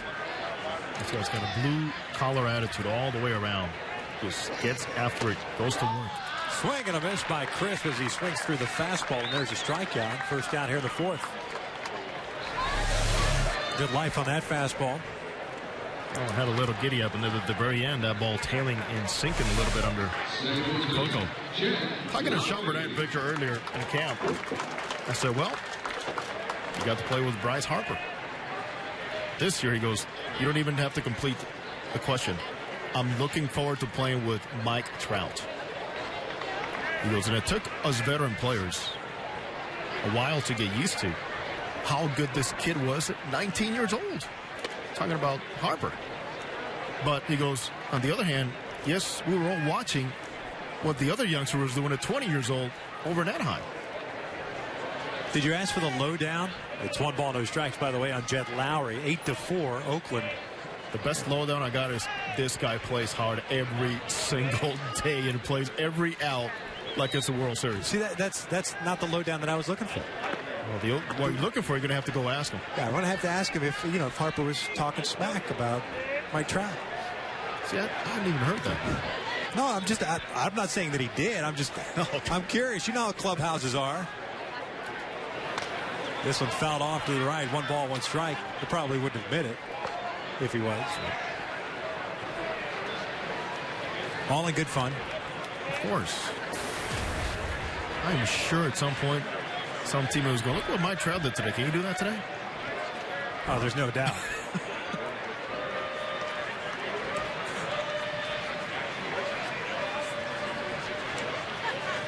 One on the way. And Lowry takes that pitch just down and away. 2 balls and a strike. Lowry's a switch hitter. And by trade, as we remember him coming up at the Boston Red Sox, a shortstop and playing second base today. Doubled and scored in the first inning and reached out a fielder's choice in the second. Acquired this offseason from the Houston Astros. He's going to play every day. This one grounded toward short, should be 2. Harris picks it up, flips to Rodriguez for 1. The relay to first in time. Inning-ending double play induced by Sean Burnett. We've played 4 here at Phoenix Muni. It's 8-4 Oakland. The Angels Baseball Network and Fox Sports 1.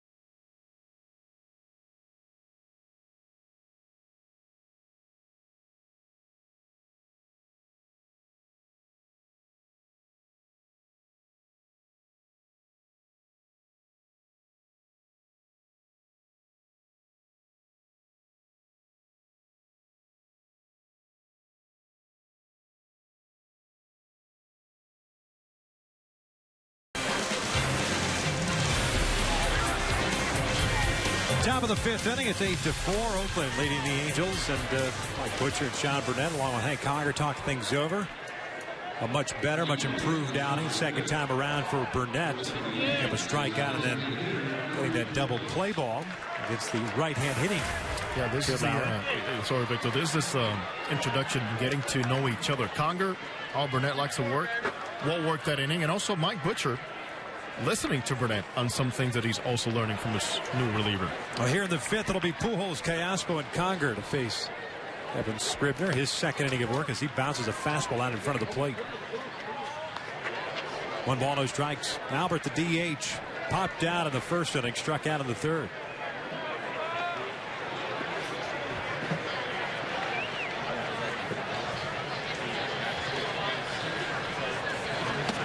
.1-0 pitch, fastball, just missed below the knees. And it's 2 balls and no strikes. Scribner in his second inning of work. Travis Blackley got the start for Oakland with 3. 2-0. Albert pops it up. Behind the plate, Montz takes off the mask and the helmet. Is under it, makes the catch just shy of the track there. That is the first out here in the 5th, so Albert is 0 for 3. The A's have done a good job pitching against Albert from the very first inning. And Blackley a couple of times, and not getting that bat through the zone and keeping it in the zone long. Credit to the pitchers making some very good pitches with some late movement. Callaspo comes to the plate. Cleanup man this afternoon with 1 out of the 5th. Oakland leading at 8-4. Allen from the left side takes down low. 1 ball, no strikes in Alberta. At home 2 runs with a double in the first inning, singled in the third. Alberta with a slow start to the spring. This one's bounced out in front of the plate once again. It's 2 balls and no strikes. Well, we're not going to see Alberta hit 4th this year I don't think. But through the years, Victor, no surprise, Mike Scioscia has used a Meister Sturis batting third. Orlando Palmeiro has batted third in Mike Scioscia's lineup. A lot of times, of course, out of need, not out of design. Yeah, I mean, that's based on your roster. But he's not afraid to do that. Yeah. Another one bounced in the dirt. And it's 3 balls and a strike. But I do recall sometimes in those dugout meetings when some of the reporters look at the lineup card going, why is he hitting third?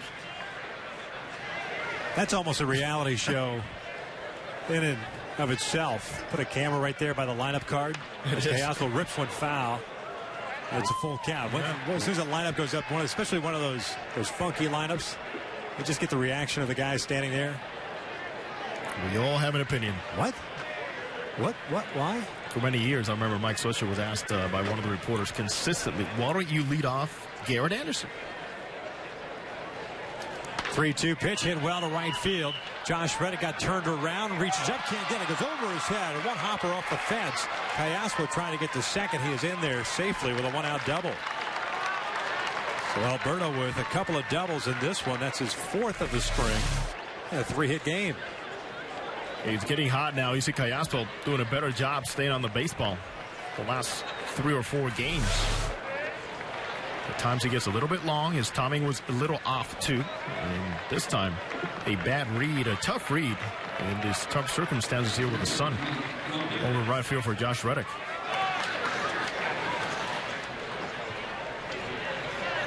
Caleb Coward takes over as the pinch runner for Cayaspo, staying over at third base.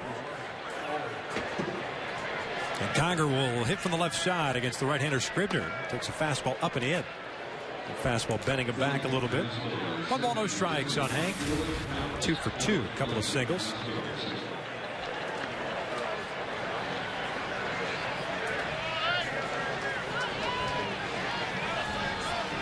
One-0 pitch. Slow breaking pitch. He misses down low. Mons looked completely fooled on it. Mons was anticipating a fastball, and Scribner went the breaking pitch. So they'll talk over the signs with the base runner at second. There's so many combinations nowadays with a guy at second base. First sign after 2, first sign indicator, combination of signs. Remember one time, Victor, we had depending on the outs, it always added up to 3. So nobody out, third sign, 1 out, second sign, 2 outs, first sign. And let me tell you, there are some cross-ups, man, like you've never seen before. I ended up feeling worse for the umpires because it was like, we're crying out loud. Well, sometimes that would involve math, Jose. Yeah. You know, catchers at times can struggle with the math. Everything added 3. Just imagine. 2-1 pitch.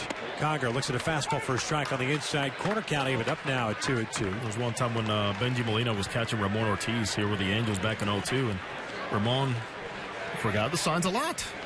Finally, Benji goes up to the mound and says, you know what, man at second, throw whatever you want. Nice. Throw whatever you want. I'll catch it. A spin move to second. Nobody cutting in. Coward easily back. 1 out here in the 5th. 8 for 4. Oakland's on top.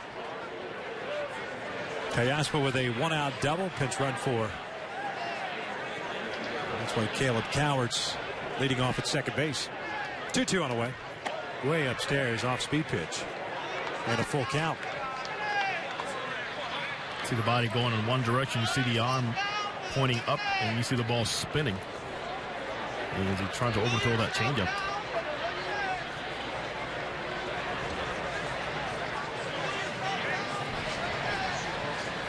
Luis Jimenez is on deck. Here's the 3-2. Conger lifts one in the air to left. Cespedes giving chase, backpedaling a little bit. Now straightens up, makes the catch shy of the track. And that's the second out of the inning as Coward heads back to second. So 2 outs and a man in scoring position for Jimenez with the Angels down 8-4. A little road game for the Angels, although Angels fans have traveled well here to Phoenix Municipal Stadium. And they love the short drive also. A lot of these fans were over watching the Angels prepare and take batting practice earlier today. They just made the 5-10 minute drive. And if you haven't been out to spring training yet, as Jimenez lines one into left field, a base hit. Cowart is going to be waved around. Cespedes with the bobble, so there's not going to be a play at the plate. Cowart will score, and it's an 8-5 Athletics lead as Jimenez picks up the base hit and the RBI. 3 RBIs in the last 3 games for Luis Jimenez. Does a good job looking for the off speed, looking for the breaking ball, able to stay down and track that ball well. Jimenez hit .309 last year, AAA, 16 home runs and 85 runs batted in. In play for that reserve role, the Angels bench. 16 and 85. You're doing something right in driving guys in, not necessarily with a long ball or even with base hits. So Jimenez on at first base, 2 outs. Here's Brendan Harris, looks at a fastball down and away, 1 ball, no strikes. Harris 0 for 2. Ground ball to third and a fly ball to center. You know, as I was saying right before Jimenez picked up that knock, if you have not been to spring training, if you didn't know this, on road games for the Angels hit at home. The gates are open at Tempe Diablo Stadium. You can go there about 10 o'clock in the morning, watch the guys stretch, take batting practice. Guys will sign autographs before the guys jump on the bus and head to wherever it is they're playing. Today being Phoenix Muni. And you're right, today, because we're kind of in that spring break area now and a weekend. Great crowd watching BP today. The parking lot was packed. This one lifted in the air toward left field. Backing up on it is Cespedes. Has a beat on it. Shy of the track now. A couple of steps to his left. Makes the catch. The inning comes to an end. The Halos pick up a run on that single by Jimenez. We hit at the bottom of the 5th. It is 8-5 Oakland on the Angels Baseball Network and Fox Sports West.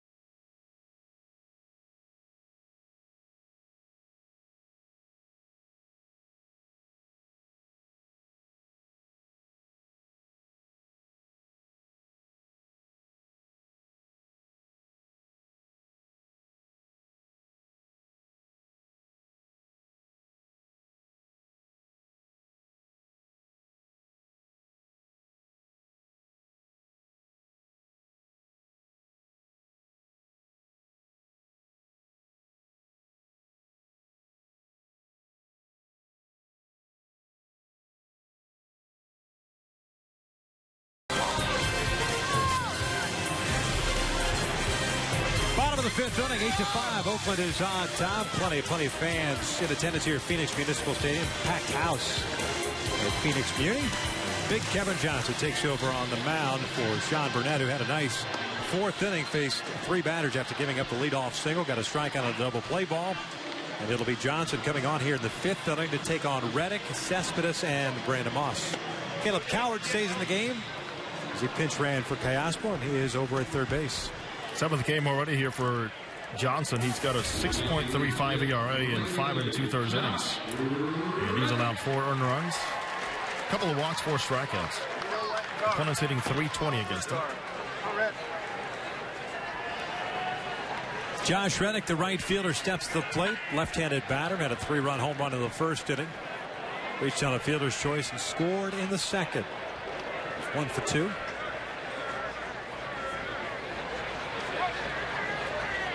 Reddick tired of waiting, so he backs out at the plate. You'll see that happen too often with the leadoff man to start an inning. Something's going on here. Mike Scioscia is coming out maybe to talk to Hank Conger. Taking on Conger here.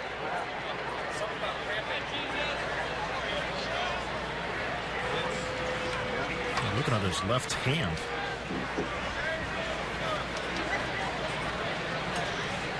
John Hester's down in the bullpen, so figure that he'll come in. I would imagine even if Conger says he feels fine, might as well just take him out. Well, fans, Friday night Music Garden concerts are back for another year of great performances. Every Friday night home game throughout the season, the Big A will host live pregame music from local bands in the Gate 1 Music Garden. For more information and to submit recordings, visit angels.com/band. Hester is making his way in toward home plate, so Conger will indeed be removed. Looks like Hank is looking at that thumb area. Now, there are times, too, that when you face a sinker baller, you can sometimes turn your glove clockwise, which exposes your thumb, and that ball hits you, and you get a little stinger, and all of a sudden your thumb starts to bother you. But that's usually what you worry about with catchers at times. Some guys even catch with a thumb guard on inside their glove because of that. It's a hard plastic protector. And whatever happened, it apparently happened during warm-ups. Yeah, that's just pure speculation on our part. Or who knows? Could have happened early in the game. Yeah. John Hester is behind the plate, and Kevin Johnson's first pitch is down low for ball one.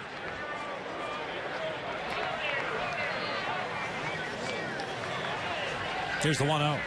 And it takes the breaking pitch down and in. 2 balls and no strikes.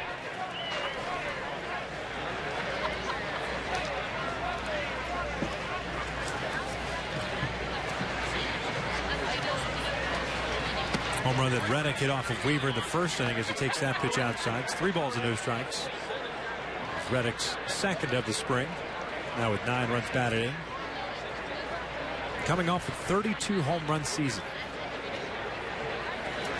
This one bounced back up the middle, and that's a single in the center field. Reddick just put his head down, was running hard to first base, never picked up the baseball till after he got through the bag, so no turn at first. But he's on board with his second hit of the game, a leadoff single to start the 5th. He's really convinced he was going to have to beat this one out. Never looked up. That ball goes through, and his first base coach saying, "Oh, stop right there. Center field. You got a base hit, clean one." That's the way this guy plays, man. He's fun to watch. Regardless of who he plays for, he is fun to watch. It's all out all the time.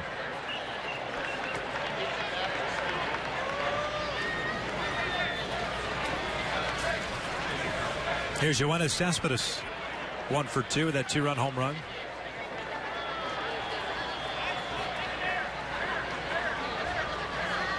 Home run for Cespedes, his first of the spring. We're looking at a fastball for a strike. Hey, maybe DC can help us. Cespedes, no doubter.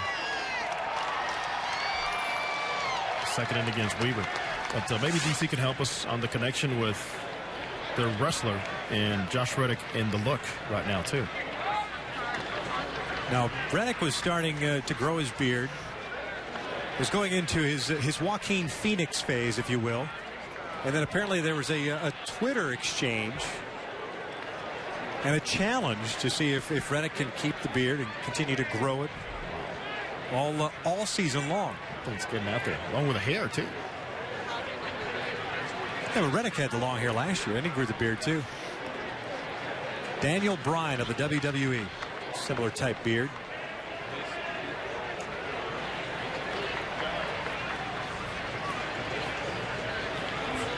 The amazing thing is, if you look in the A's media guide, there's a pitch out anticipating Reddick running, but he was not. And it's 1 ball, 1 strike here on Cespedes. Without the beard, clean shaven, Eric Sogard and Josh Reddick look like twin brothers. Got to take a look at that. Sogard, wears the glasses, but still, I mean, Reddick, for the most part, is kind of a baby face look to him, and not so much with the beard.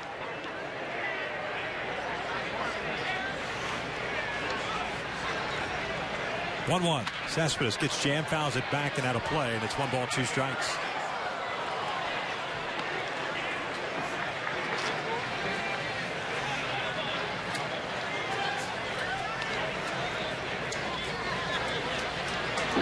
Winnie Cespedes' mother, an outstanding softball player back in Cuba. She represented the national team many years, and she was key in teaching him the game of baseball. The pitch just missed in off the plate. Evens the count at 2-2. Doesn't she still provide him batting tips? She does. In fact, he admitted that recently. About last year. She was the one that would provide some of the tips, some of the things that he was doing wrong at the plate.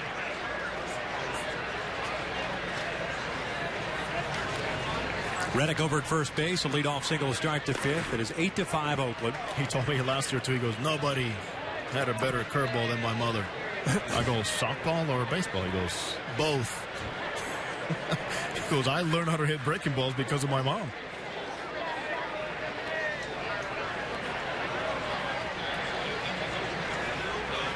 He is built like a brick house. Oh, my goodness.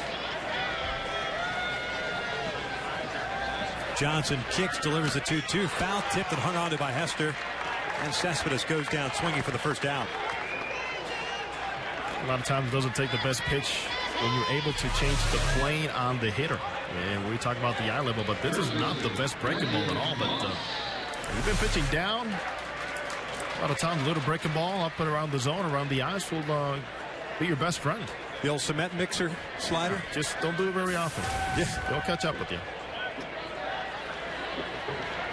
So one out. Here's Brandon Moss. Reddick standing at first. Moss, a left-handed batter, swings at the first one, rips one down the right field line. It's hooking at it is foul. I know Moss became a favorite of Dominican fans a couple of winters ago. Tony Pena, Yankees bench coach, now leading the Dominican squad in the World Baseball Classic. Rave reviews about Moss. So did Felix Fermin. Remember Felix? He managed him back there with Aguilas. The 1 pitch. This one's lined over the glove of Jimenez, and that's a fair ball down the line and headed toward the corner. Heading over to third is Reddick. Mike Gallego, the third base coach, waves him in. No play at the plate. Moss ends up at third with an RBI triple. Oakland gets one of those runs back. They lead at 9-5.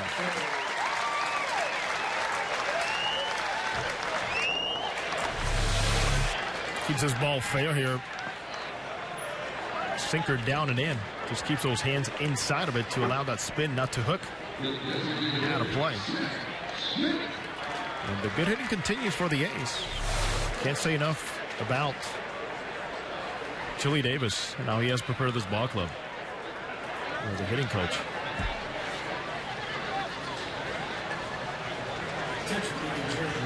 Angels will play their infield in with Seth Smith, the DH, at the plate. Outfield straight around. First one from Kevin Johnson is cued foul. And back over the head of Hester and back to the backstop. 0-1 count on Smith. 0 for 2 today. Fly ball to center and a ground ball to first.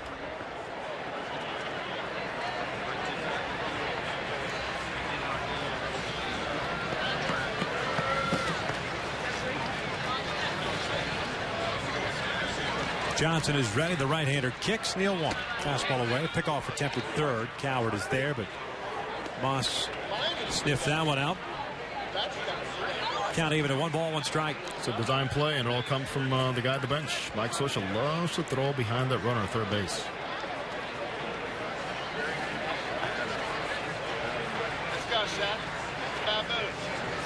Here's the 1-1. Off speed. Back to the mound. Johnson's got it. Looks Moss back at third. Fires the first. 2 outs. Nice play by Kevin Johnson, helping himself out. Florida native. It's all about the landing here, where he landed where his glove was. That ball was headed towards center field and just happened to find his glove. Good job by him. Stopping and looking at the runner in case there was a contact play on.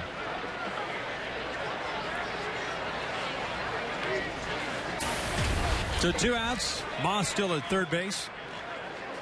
9-5 Oakland. I didn't see you standing there. Here's Eric Sogard. First fastball is up and away. Oh, compare the beards. See, Sogard has one. Come on. No chance. Absolutely no chance. Sogard Reddick. Sogard with a double in the second. Popped out in the third. Breaking pitch. Catch the inside corner. Good slider.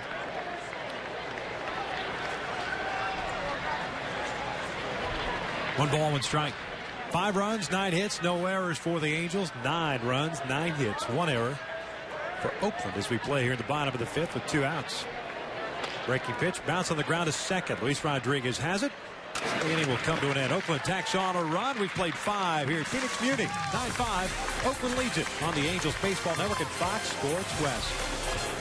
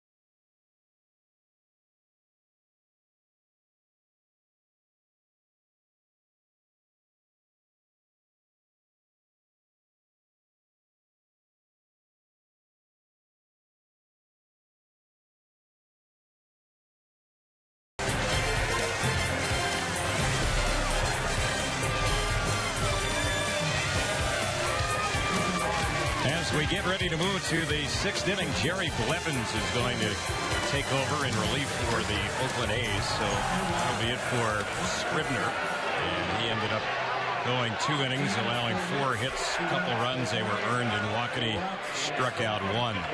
So the A's go with their 3rd pitcher of the day, Jerry Blevins. We didn't know there was going to be a blue-red rivalry here today, Terry. Yeah, I guess there's a group of Dodger fans that are here today, and they're kind of parading around right now, drawing attention to themselves, and people are yelling "Beat LA." So all in good fun right now, and hopefully it'll stay that way. True. For what, the Angels fans wasted no time responding, though. Yeah. Angel fans and A's fans united to get on the Dodger fans. Nothing wrong with that, I guess. At the plate is Cole Calhoun for the Angels. He's had an 0-for-2 day. And the count 2 balls and no strikes. Calhoun smoked the ball, line drive to the first baseman first at bat, and then was fooled. An outside pitch when he flew out to the left fielder in foul territory.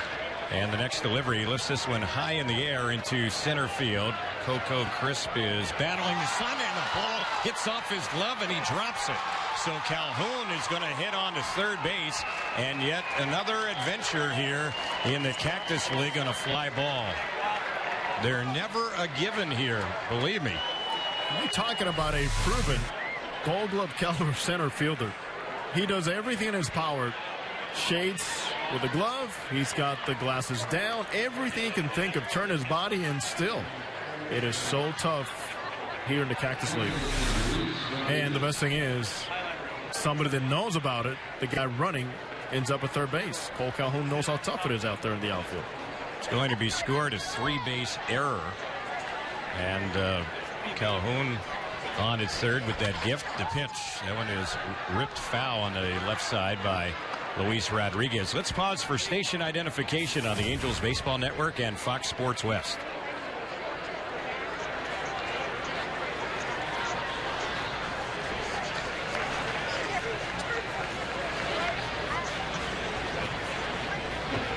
Terry Smith, Jose Mota, and our producer-engineer, Darren Chan. I want to thank Victor Rojas for stepping in for the last 3 innings. And the next delivery popped up into shallow center. And that ball drops in between Lowry and Perino, the shortstop.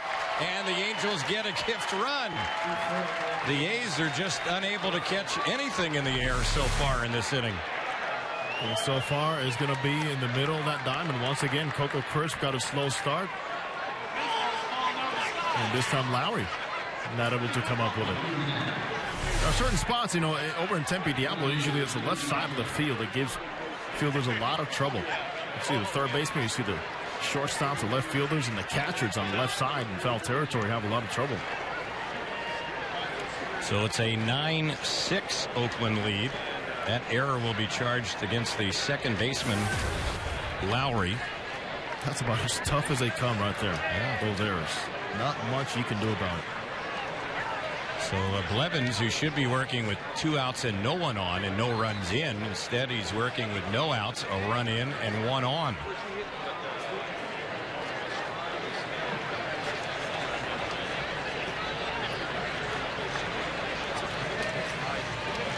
J.B. Shuck is the batter. His first time up today. He's hitting out Trout spot. He pops up a bunt, diving, and almost making a spectacular catch was the third baseman Sogard. Boy, that was all-out effort right there. Foul ball. 0-1 to count. Both teams playing this one like his regular season game all the way around. Look at this effort. Tremendously going foul territory, and he almost came up with it. At first, seemed like that ball's not going to hang enough, but it surely did.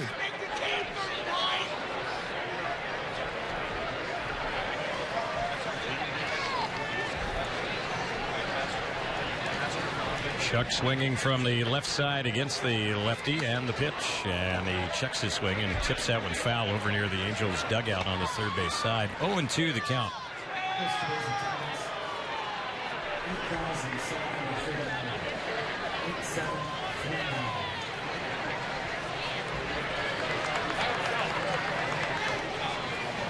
Big crowd on hand today. We'll have the official attendance in just a moment. Looks like the biggest crowd the A's have had for any of their home games this spring. And the pitch, and that one is high and away for a ball.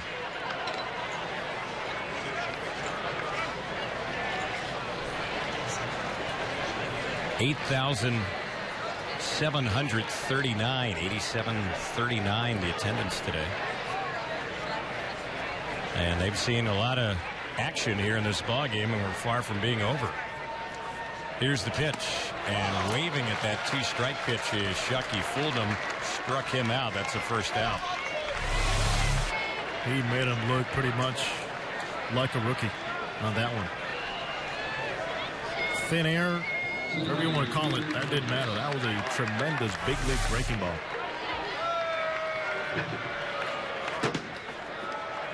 So Peter Borges getting ready for his 4th at bat today.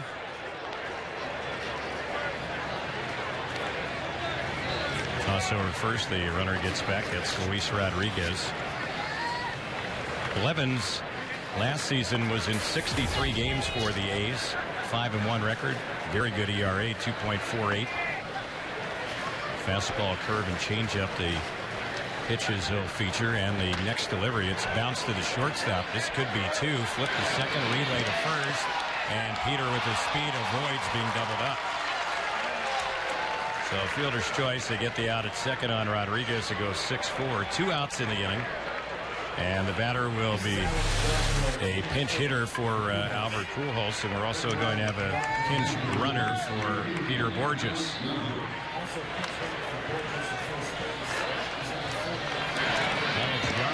Going to pinch hit for Albert Pujols. Albert had a quiet day today. In fact, he didn't get the ball out of the infield. 0 for 3, 2 pop-outs, and a strikeout. Matt Young is going to be the pinch runner for Borges over at first base. So so Young will likely stay in the game somewhere in the outfield. Maybe just a straight up move for Borges in center, and the pitch on Yarbrough, and he hits one in the gap in right center field. That's going to drop in for a base hit. So young Alex Yarbrough, we've seen a little bit this spring. He's up from minor league camp today. Gets a pinch hit signal for Albert Pujols. The Angels have runners at the corners here with a couple of outs in the 6th inning, trying to get some more runs on the board. Yarbrough came into this game having gone 1 for 6. Does a good job staying on this pitch here against a lefty, thinking about keeping that front shoulder closed, letting that ball get to him. Good job there.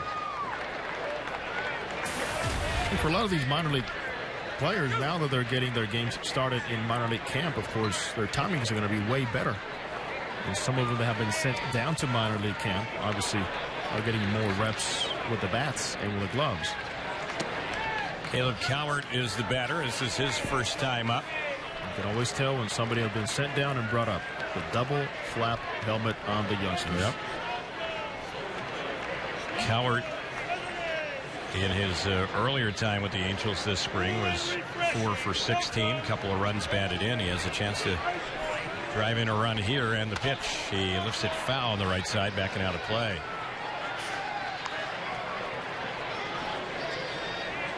9-6 Oakland.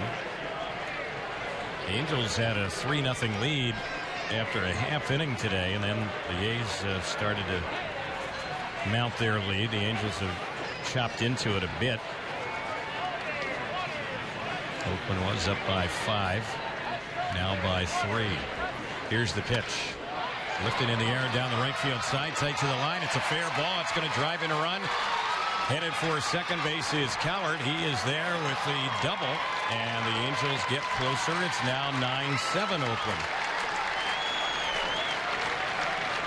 The runs in the inning are unearned due to the errors, the 2 errors in the inning by the A's, but the Angels taking advantage of it. And now we'll see what John Hester can do as he steps up to the plate with a chance to tie up this ball game. Now, more times than not, we're seeing this happen more and more with the Angels, either with the regular players or with the young players coming in. As every time the door has been open on the offensive side, most of the time they've been able to turn those opportunities into runs. It's a good sign. Here's the pitch on Hester, and that one is low. Hester came in to replace Hank Conger, who suffered an injury when Kevin Johnson was loosening up before he threw his first pitch in the bottom of the 5th inning. Conger went 2 for 3 today. Here's the pitch on Hester, and he pops it up on the right side, shallow right field. Coming in is the right fielder Reddick, and he will call off the second baseman Lowry and make the grab in shallow right. The inning is over. Angels get a pair of unearned runs, 2 runs, 2 hits, 2 errors, and the Angels leave 2. So we're headed to the bottom of the 6th. It's 9-7 in favor of Oakland on the Angels Baseball Network and Fox Sports West.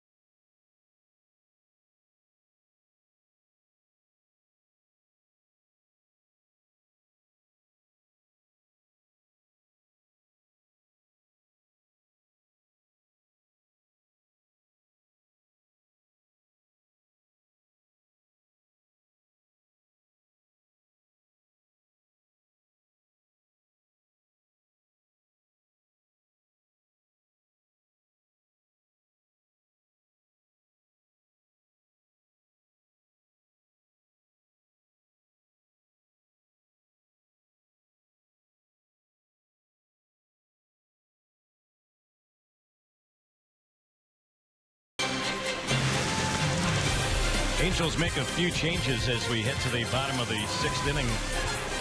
It is a 9-7 Oakland lead. The new pitcher is David Carpenter.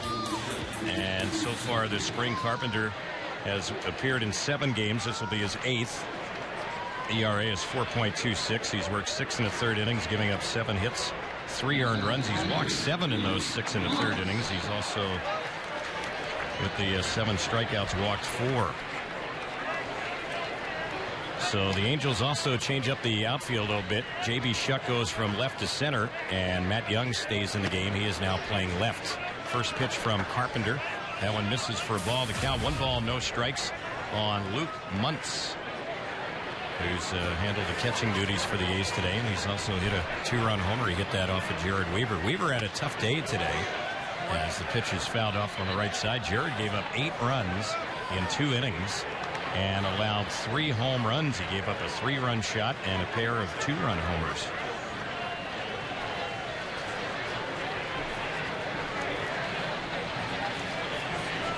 Here's the next delivery, and that one is fouled off. Weaver also balked in a run today, so just wasn't his day. No, not at all. He was up on the door and got hit pretty hard by a team that really knows a lot about Weave. Only made 50 pitches, and he had to go out and finish off his day by throwing in the Angels bullpen. Carpenter set. Here's the pitch, and that one check swing. Holding was Muntz. 2-2 is the count. We've seen Weaver, Fritz, Burnett, Johnson, and now Carpenter. Kevin Johnson worked last inning and gave up 2 hits and an earned run. There's a pitch that is cut on and missed, and down on strikes goes Muntz. Carpenter gets him, struck him out. Carpenter, of course, Terry, in the running for a bullpen spot here. Dropped a nice breaking ball. Tremendous late action to finish off the right-hander. He was very solid against right-handed batters last year in the big leagues. One of those guys that found himself in the big leagues before anybody thought he would be. He was up in the show the first week of the season last year. So here is Perino, who's had a pair of singles. He's also scored a run, and he takes that one for a strike. And I guess, Jose, you can open up eyes even if you're not around as far as major league clubs, and apparently that has happened with the Angels as well concerning the bullpen. Yeah, Mike Socha was presented with the question of how about Fernando Cabrera, who is still Angels property, and he is pitching for the Puerto Rican team that has advanced to the semifinals of the World Baseball Classic. And he said, oh yes, we've been paying attention to Fernando. His stuff was not all that good when he was here and made a couple of appearances, but it certainly has picked up over there in WBC. And Mike said, we've gone as far as watching his video. And when he comes back, and the earliest that could happen, I guess, is on Tuesday. We'll see where he is, but certainly he's a guy that has experience and has the arm, and now apparently he's now throwing strikes. He did struggle on his 3 appearances with the Angels earlier this spring, and there's a pitch that's cut on and missed by Perino as he goes down on strikes, and Carpenter has come in and taking care of business here, striking out the first 2 in the bottom of the 6th. Coco Crisp will be the next batter. You mentioned Fernando Cabrera, and he has done some closing for Team Puerto Rico in the WBC. He certainly was doing a lot of closing the last few years in the minors as well. How about another former Angel shutting the wrong U.S., J.C. Romero. Yeah. And unfortunately, once again, the U.S. team could not advance.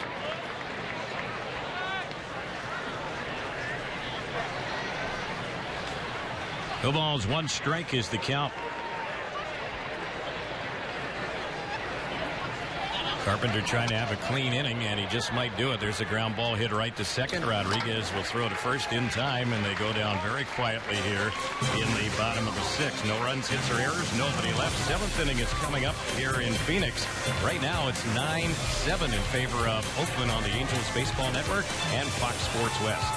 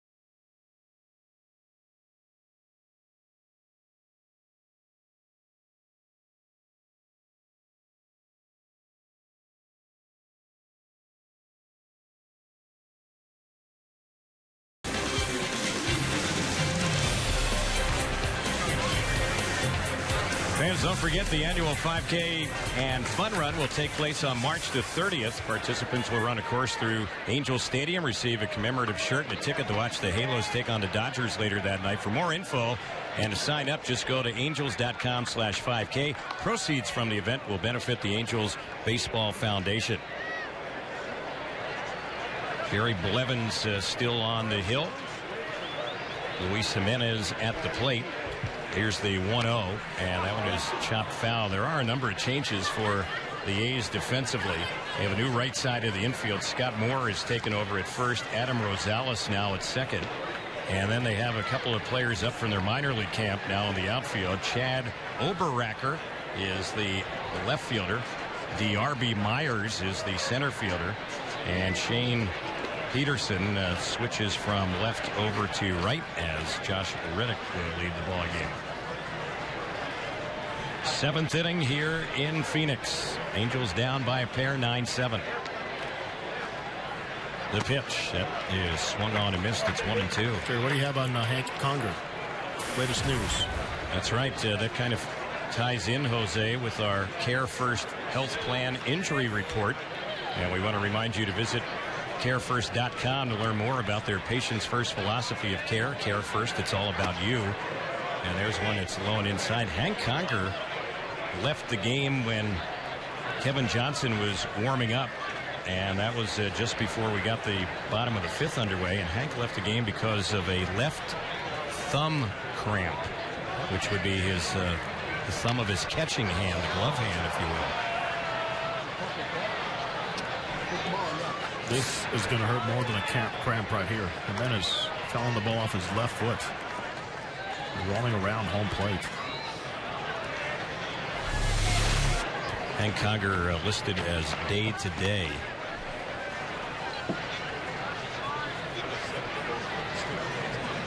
And Jimenez being attended to after fouling that pitch off the lead foot. It happens so often when facing a left-handed pitcher. He's got the wrapper on breaking ball coming towards the back leg. You hit the outside of that and forget about it.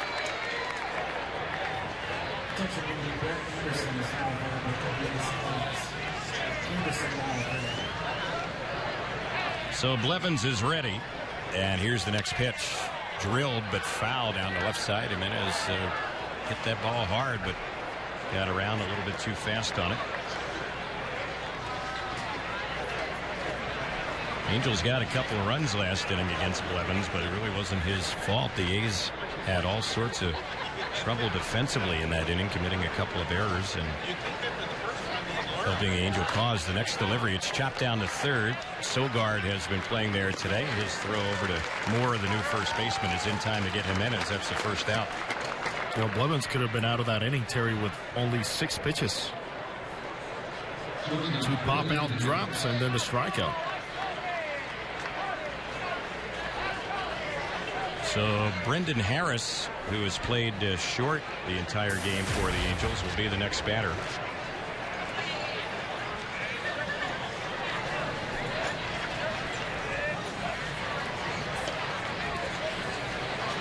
Blevins is ready as he gets the sign from Muntz. And here's the pitch. That first one is in there for a called strike.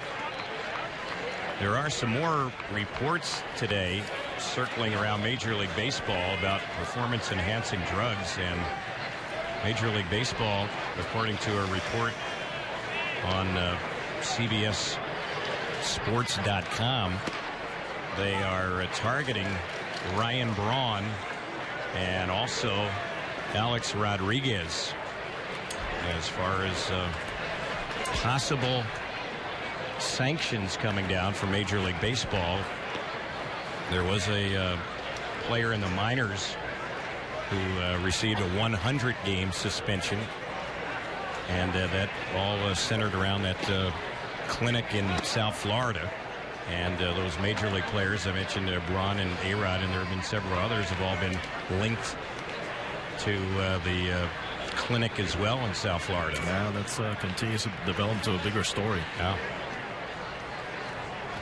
Here's the next pitch, and that one is tipped foul. It got a piece of the catcher Muntz, and now he's down on his knees in pain. Well, we're just talking about the thumb cramp, which is not something we hear about very often, that we see Jimenez hit a ball to the inside of his left foot. But this right here is going to beat all of them. Just the reaction from Muntz, who's still face down. Yeah, he's seeing a few stars right now. All of a sudden, that batter's circle has become a very dangerous place here this inning.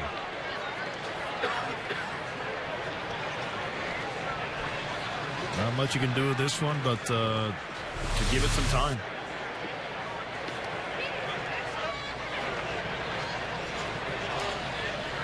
So an apparent groin problem for months, and now he's finally up on his feet.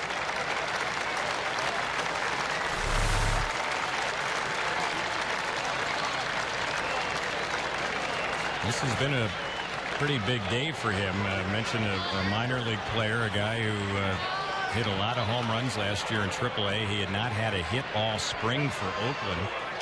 He came into today's game. He was 0 for 13, and wouldn't you know it, his first time up today against Jared Weaver, he hit a 2-run homer. He has that attitude back there, and you know, since we saw him before the game, even just warming up, the guy really grinds it out. Really animated. Take charge attitude. Yep. Kind of fits the A's mold. No doubt. Yep. And the A's, during the offseason, lost some people. Johnny Gomes was a big clubhouse presence for them last year. He's now with the Red Sox. Right. They lost Brandon McCarthy, who is now with the D-backs. Cliff Pennington is no longer with them as well. And Stephen Drew believing to sign with the Red Sox. And Drew himself is having some issues right now because of a concussion suffered, which he didn't start noticing anything until hours after he got hit. The A's have added Chris Young. He came over from Arizona. And they also signed a pretty good infielder from Japan, Nakajima. Yeah, there's been some mixed reports on him. Mixed reviews, I should say. He has not looked all the part so far here in camp. So play back underway, and the pitch is low and outside. Well, oftentimes, Jose, especially from a defensive standpoint, when you sign those Japanese infielders, they're so used to playing on AstroTurf because basically every stadium in Japan, a lot of them are dome stadiums and AstroTurf fields. Here's a fly ball. It's lifted into left field. Circling back is the new left fielder, Oberracker. And Chad Oberracker puts that one away. That'll be the second out. But then all of a sudden, some of those infielders come over from Japan, having always had the true hops playing on AstroTurf fields. And it's a little bit different on the natural surface, which is primarily the case around major league ballparks. There are some that have AstroTurf, but not very many anymore. Yeah, it's a case where the adjustment has to happen quickly. The speed of the game. You look at a couple of years ago when Minnesota signed Shuyoshi Nishioka, and they ended up sending him to the minor leagues. Right. After signing him to a 3-year deal. Cole Calhoun was slated to bat, and now Randall Grichuk is going to pinch hit. And the first pitch was a ball on Grichuk. He's up from minor league camp today. And he fouls that one back. 1 ball, 1 strike. Have you ever talked to Trey Hillman about that? Your good friend and former manager over in Japan, about the adjustments by the infielders? Oh, yeah. Yeah. He managed, this was 5-6 seasons, the Nippon Ham Fighters. And, yeah, he was one of the people that told me basically all the ballparks are artificial surface. So the infielders get a little bit spoiled in Japan because they're always having the true hops. Now, again, the ball sometimes gets on top of you a little bit faster on the AstroTurf, but you don't have to worry about funny bounces and things like that. A little hype on Kaz Matsui. Right. When he first came.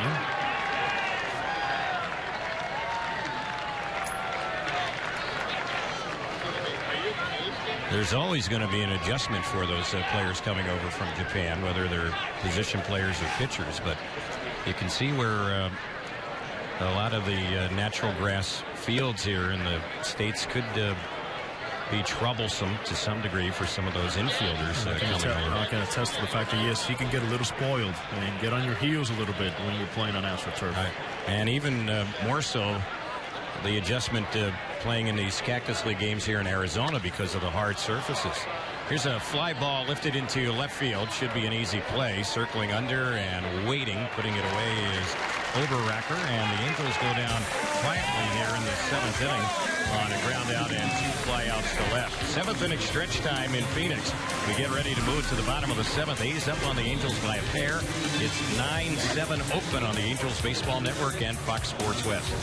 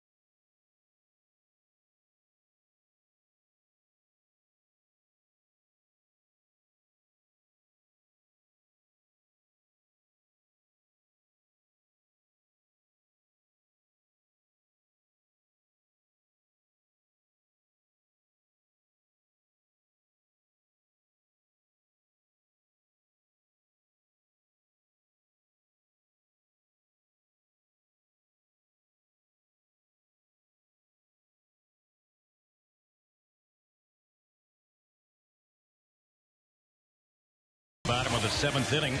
The new pitcher is Matt Shoemaker. He is pitcher number 6 of the day. He replaces David Carpenter. Carpenter worked a 1-2-3 bottom of the 6th with a couple of strikeouts. And the new right fielder staying in the ball game is Randall Grichuk as he takes over in right field for Cole Calhoun.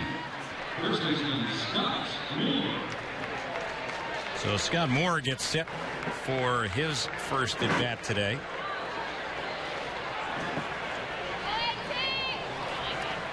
That's from the left side against Shoemaker, and the pitch, it's a drive into left field. It's hit pretty well. Matt Young is chasing, and he'll run that one down out there in deep left center field. That's the first out.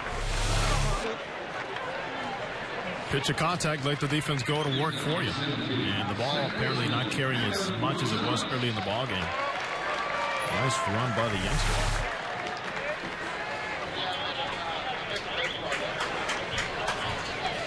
Adam Rosales will bat. He's hitting out a Riddick spot.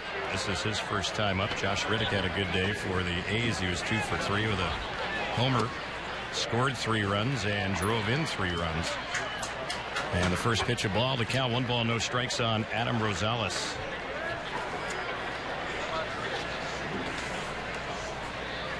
Here's the next pitch on the right-handed batter.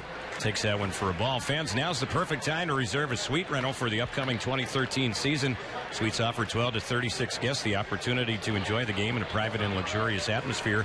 Suite rentals also offer all-inclusive food and non-alcoholic beverages. Next pitch, fouled back just above us, out of play. If you'd like to reserve a suite at the Big A or just would like to get some more information, you can call 888-796-HALO or visit angels.com/suites. The next pitch, that's in there for a called strike.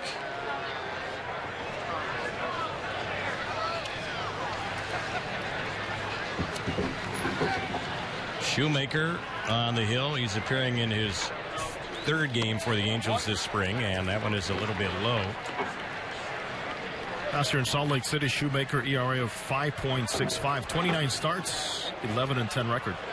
Career minor leagues, 38 wins, 27 losses, and a 4.40 ERA.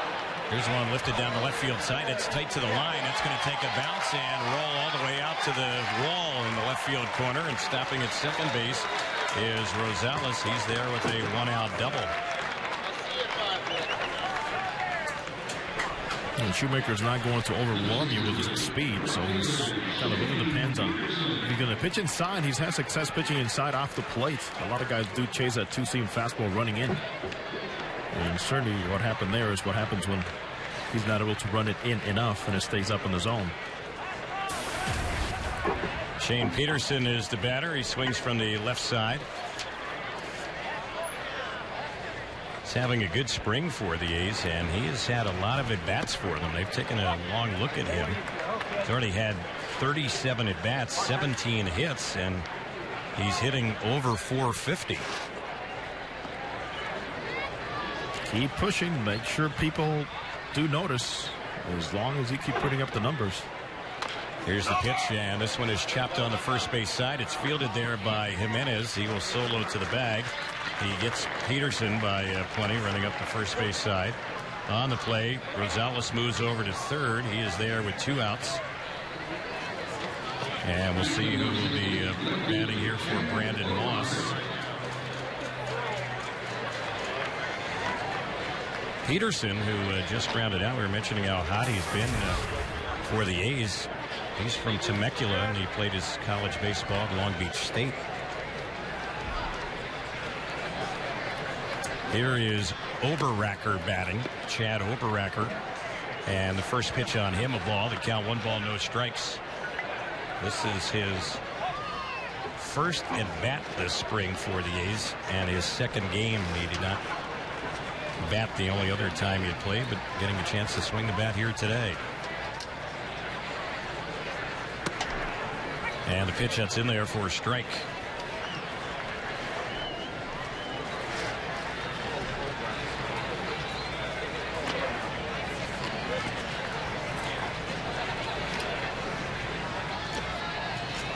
Oberracker is from Erie, Pennsylvania.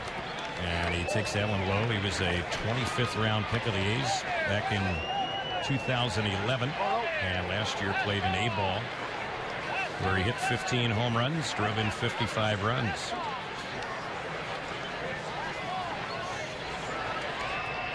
Went to Tennessee Tech. Next pitch, nubbed on the third base side. Charging in is Cowart. Has it, throws him out. And that will end the inning. Good job for Shoemaker. Sits down 3 of the 4 that he faces here in the bottom of the 7th. No runs, they had a hit, no errors, they leave a runner on. We are headed to the 8th inning. Angels down by a pair. It's 9-7 Oakland on the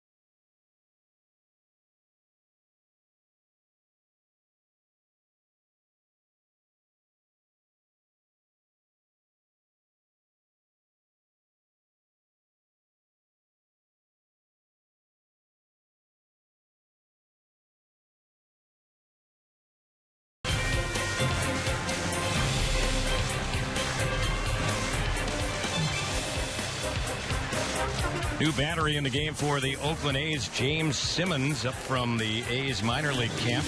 And the new catcher Ryan Lipkin also up from their minor league camp. Take over for the A's. See how the Angels fare against them. Luis Rodriguez will lead it off. He's gone all the way at second base for the Angels today. He's 1 for 3 with a run scored. And the switch hitter batting left takes that pitch for a strike. It's 0-1. Simmons is a right-hander. Here's his next delivery. That's inside. 1 ball, 1 strike.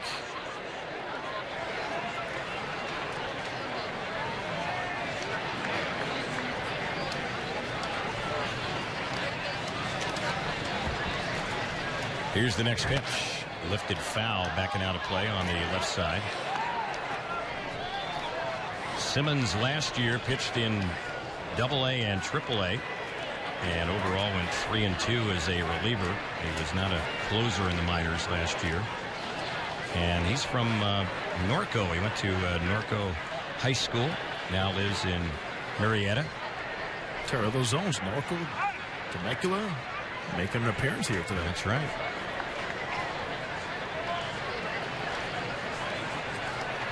Riverside County is well represented today.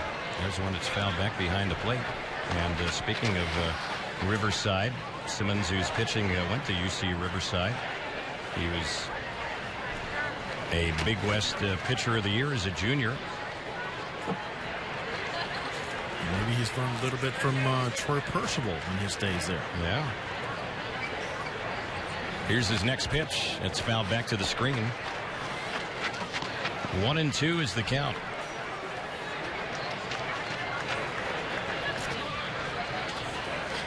Donald James Simmons. He goes by his middle name, James Simmons, out there on the hill.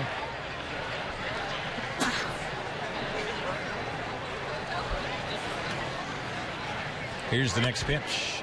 Lifted in the air and hit very high out to center field. The new center fielder, DRB Myers, is under that one, and he will put it away for the first out. Angels baseball is back, so individual game tickets for the 2013 season are on sale now. And make your plans to take part in the Big Bang Fridays. You can post game concerts, promotional nights, and great opponents like the Yankees and Dodgers. And to get your tickets today at angels.com or the Angels Stadium ticket office, or call 714-663-9000. So J.B. Shuck will step up for the Angels. He's hitting out a Trout spot, and he's been up once so far today with a strikeout. Mike Trout was 1 for 2 today, scored another run, drove in a run, and Shuck lines that one into right center for a 1-out hit. So he's aboard. Shuck made a big turn rounding first base, but will hold there as Myers got the ball back to the infield. Hope you're enjoying the action wherever you're tuning in, whether you're on the Angels Baseball Network with us or Fox Sports West. Terry Smith along with Jose Mota, our producer-engineer Darren Chan. We'll have more Angels baseball for you tomorrow when the Halos are back in Tempe to take on the Padres. That'll be C.J. Wilson against the veteran Freddie Garcia, trying to earn a spot on the Padres pitching staff. Here's the pitch. That one is bounced just out of the reach of Rosales, the second baseman, threw into right center, and the Angels get another hit and have runners on at first and third as Matt Young gets a hit his first time up today. Seems like we've seen this happen before. Later in the game, all these youngsters get into a groove and start attacking the baseball. The W's have not come very easily for the Angels here this spring. A 4-12 record.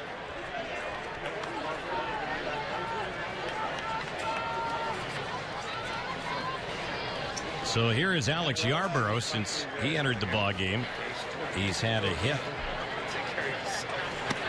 And the pitch on its way. Yarborough, who batted for Pujols back in the 6th inning, is the Angels' designated hitter in this ball game. And the first pitch of ball on him. It's 1 ball, no strikes.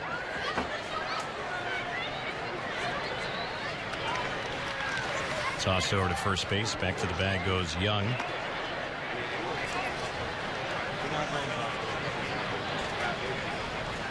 Angels have the go-ahead run at the plate, down by 2 here in the 8th. 2 on. Here's the pitch, and that is a called strike.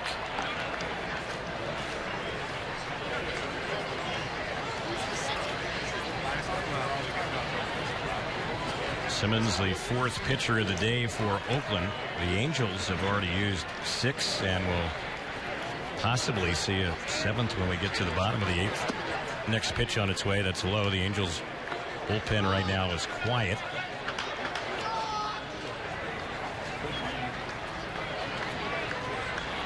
And I think, Jose, the only other reliever the Angels have available today is Matt Oye. Yeah, they had to go to the bullpen early, obviously, because of Weaver only throwing 50 pitches. And they brought in the backup, Ben Fritz, early. And he was able to throw an inning. There's a lot of people down in that bullpen, but I don't know that there are too many available to pitch down there right now. It seems like there's more catchers than pitchers over there. There you go. Yep, that bullpen's populated. Might be about 7 uniform personnel down there right now. The pitch, that's high and outside. 3-1 the count. Alex Yarbrough, 21 years old, out of Allen, Texas. 4th rounder for the Angels last year. And he's a guy that has impressed some people in the Angels organization in the brief amount of time that he's been in the Angels organization. He has some tools. He's got a combined 275 last year. Stole 23 bases. And he got up to Double-A last year in his first pro season. The pitch, he lines that one into right field. That's going to fall in for a base hit. It'll score a run. The Angels will have them at the corners. And now it's a 1-run ball game, 9-8 Oakland. So Yarbrough has come in here. And the 2 times that he's batted out of Pujols' spot, he's delivered a couple of hits. He had just 1 hit this spring for the Angels, but a 2-hit game today. Oh, that'll make him now 3 for 7. I'll get your average up there. Yeah. So the A's lead by a run, and here is Cowart at the plate. He's already driven in 2 since coming in. And the pitch. That's outside and misses for a ball.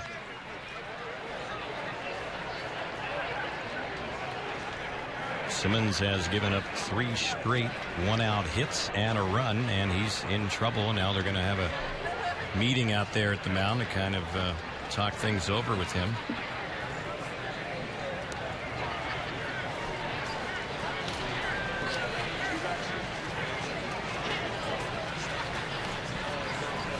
The pitching coach for the A's this season is Kurt Young, but he is not the one out there talking to Simmons.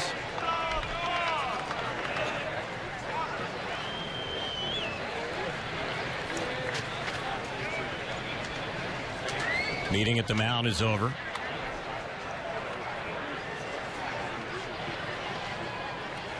Simmons is ready. Runners at the corners, tying run over at third base, and the pitch that's in there for a called strike. It caught the outside part of the plate. 1-1 the count. Young is the lead runner. He's at third. On at first base, Yarbrough.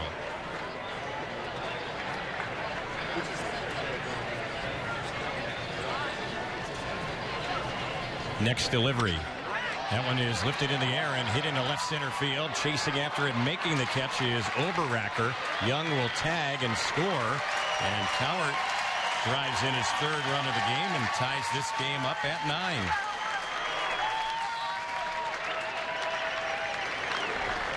It's a good job overall. The pressure has been on Simmons since he first came to the mound and retiring Rodriguez.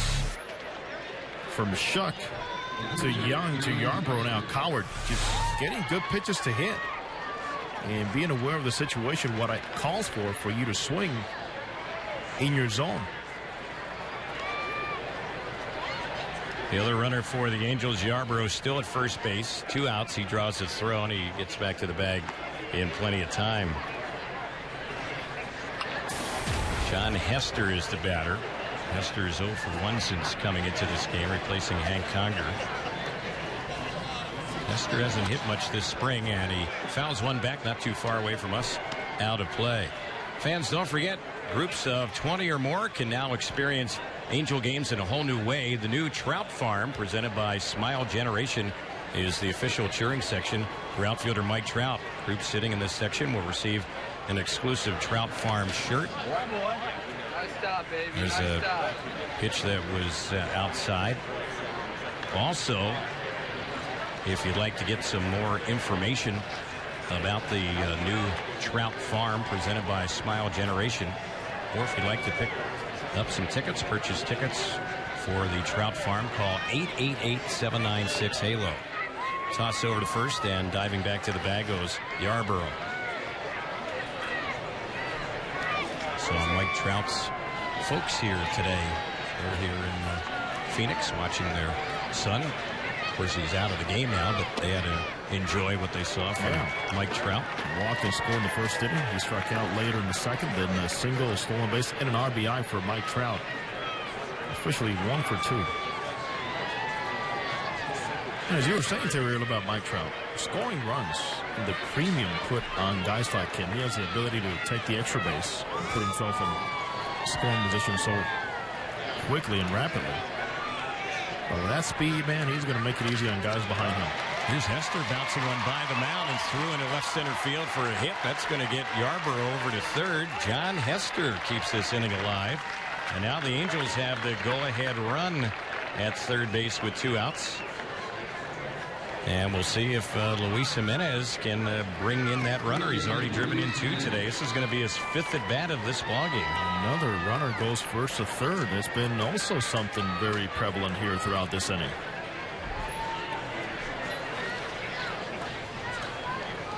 All about anticipation and going to third on a single from first base and knowing where your outfielders are playing.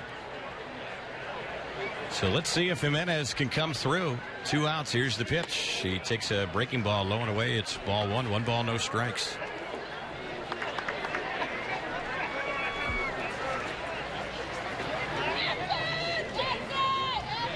Angels have tacked 4 hits and a couple of runs against James Simmons here in the 8th inning. Here's a ground ball. It's hit right to third at Sogard. He'll flip to second, and just keeping his foot on the bag is the second baseman, Rosales.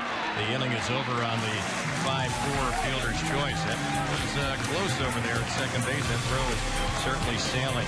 In the inning, the Angels get a pair at 4 hits. In the inning, no errors, and the Angels leave 2.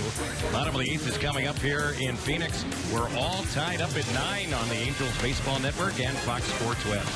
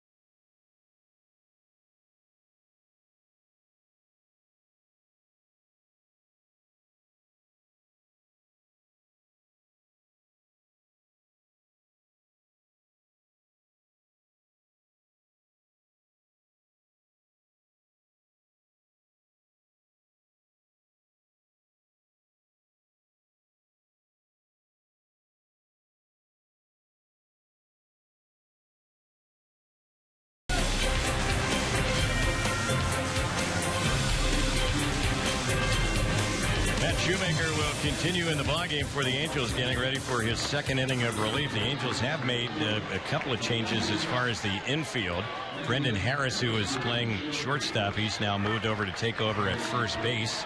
And the new shortstop for the Angels is Eric Stamets.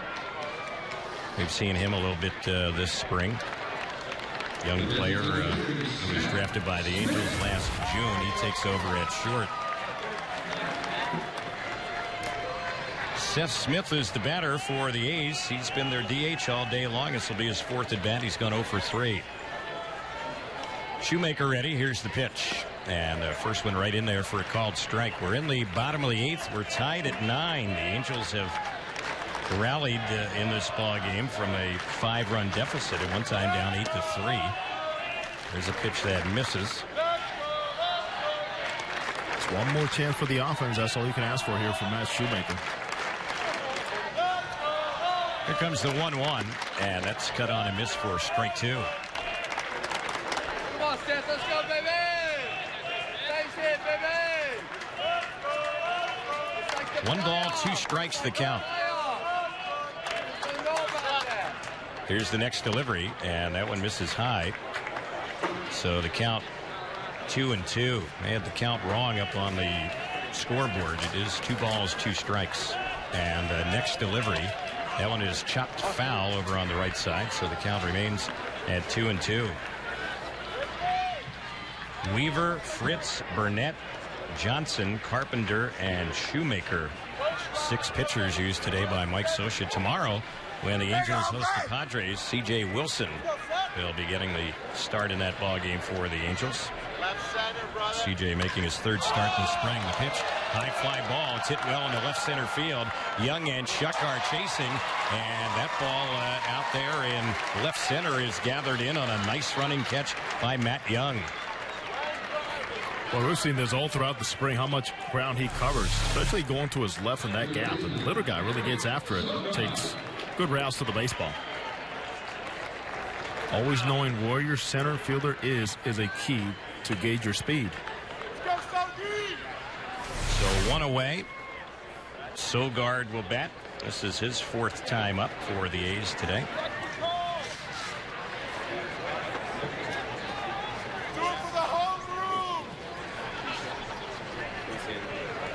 Here's the pitch, and that one is in there for a called strike. The A's have a split squad day today. They're playing another game against the White Sox in Glendale this afternoon.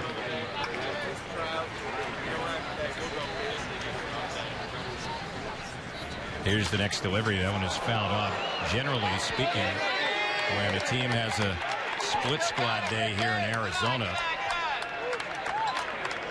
the game that is played in that team's home ballpark, they'll usually play more of their regulars for the home game, and then the travel team will feature a few of the regulars, but not as many that would normally play in the home game. That is the case today. If you look at the lineup for the A's today, really the top 6 in their batting order were all regular players: Crisp and Lowry and Reddick, Cespedes, Moss, and Smith. Here's the pitch, and it's lined down the right field side, and that one is going to drop in off the bat of Sogard and bounce down that right field corner. Grichuk getting the ball back in, but not before Sogard has his 2nd double of the game, and he's the potential go-ahead runner at second base with 1 out here in the bottom of the 8th. Well, you know, Matt Shoemaker's going to throw that split finger or that slow breaking ball. He goes down and gets it with his legs. Just nice drive with his bottom half to get to that tough pitch down.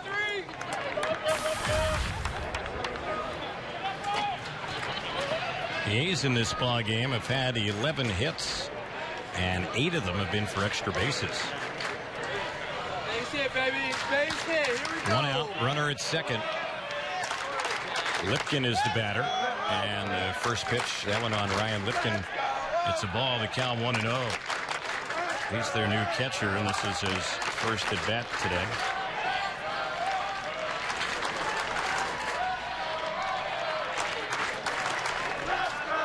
Shoemaker is set. Checks the runner, and the next pitch, that one is cut on and missed. That pitch had some good movement down. One ball, one strike.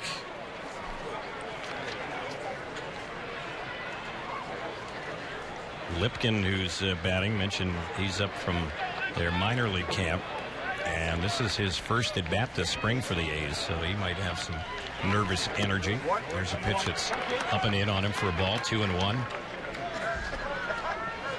And one thing for sure, he'd love to head back to minor league camp. But one thing in mind, I got a big base hit for my ball club. They gave me a chance to play. Yeah, right to head to minor league camp, a hero.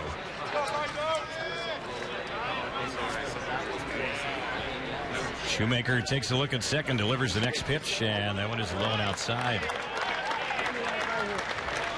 Let's pause for station identification here on the Angels Baseball Network and Fox Sports West.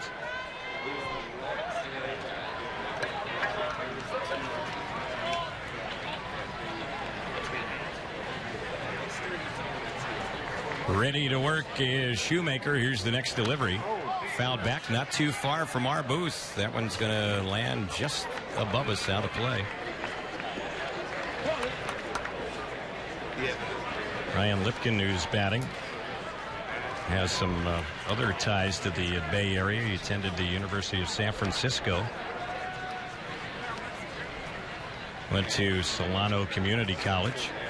And here's the next pitch on its way, and he bounces one through on the right side for a base hit. This could bring in Sogard. Here comes the throw to the plate, and it skips past Hester and goes back to the screen. And the A's have taken a 10-9 lead. Grichuk's one-hop throw was on line, but Hester couldn't handle the bounce. And that ball was skipped right by him. So the youngster goes the other way, hits it very hard. One hopper. It didn't seem like it was going to be that tough of a throw to handle. Well, Lester went out there, or Hester went out there more on extending his arm and not receiving the throw and trying to attack the guy. So that was costly to him. And again, easier to say from up here, but that ground down there is very hard. Yeah, the throw really wasn't bad by Grichuk. It was right on line. No error on the play. They'll just scored an RBI single, and Lipkin takes second on the throw to the plate.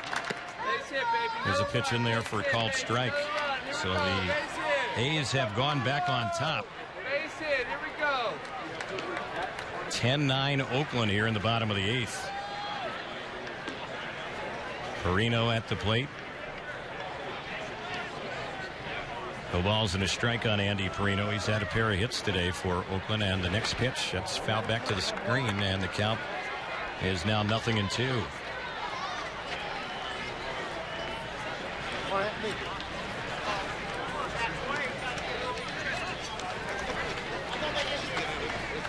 Well, we'll see if the Angels have some kind of a ninth inning comeback in them. We haven't seen really any of those for the Angels this spring. We'll see what happens when we get to the ninth. And the pitch, Perino checking on that one. They say he was holding. So it's 1 ball, 2 strikes. Angels have 7, 8, 9 coming up. All right, Oakland. Harris, Grichuk, and Rodriguez, the batters scheduled for the Angels in the ninth inning. Here's the next delivery. Smacked foul over on the first base side. Still 1 ball, 2 strikes. Over here, Ricky. We love you. Go. Angels earlier in the day assigned 3 players to minor league camp. A couple of pitchers, Billy Buckner and Robert Coelho, and also outfielder Trent Olchin. 1-2 pitch. That's outside. 2-2 the count. So the Major League spring training roster continues to see some pairings from it. It's whittling down a bit. 44 players now? 44 players. Yep. Angels will carry 25 on the opening day roster, so they have to get down some more. 19 more have to be taken off the current roster here this spring. And it could be a roster, according to Mike Soja, that could change even after just 5 or 6 games into the season because of scheduled off days. And remember that first series, it's against a National League opponent. So no DH in effect. Of course, middle relief at a premium, along with guys from the bench. Here's the next pitch. Ground to foul on the right side. And when the Angels do open up the regular season on April the 1st against the Reds, the Angels will be playing at a very good hitter's ballpark, that Great American Ballpark, a park that hitters love to visit and Reds players love to play at. Ask Albert Pujols about his days in the NL Central and hitting in that ballpark. The count's 2-2. Here's the next pitch, way high and outside. So Shoemaker had Perino in the hole, and now it's a full count.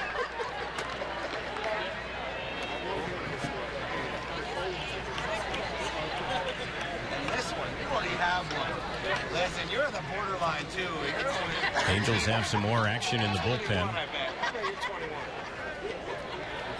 Here's the next pitch. Tapped foul right by the plate. So pretty good battle going on here between Shoemaker and the 9-hole hitter, the switch hitter Andy Perino. Waiting on deck is the RB Myers. We've yet to see him bat.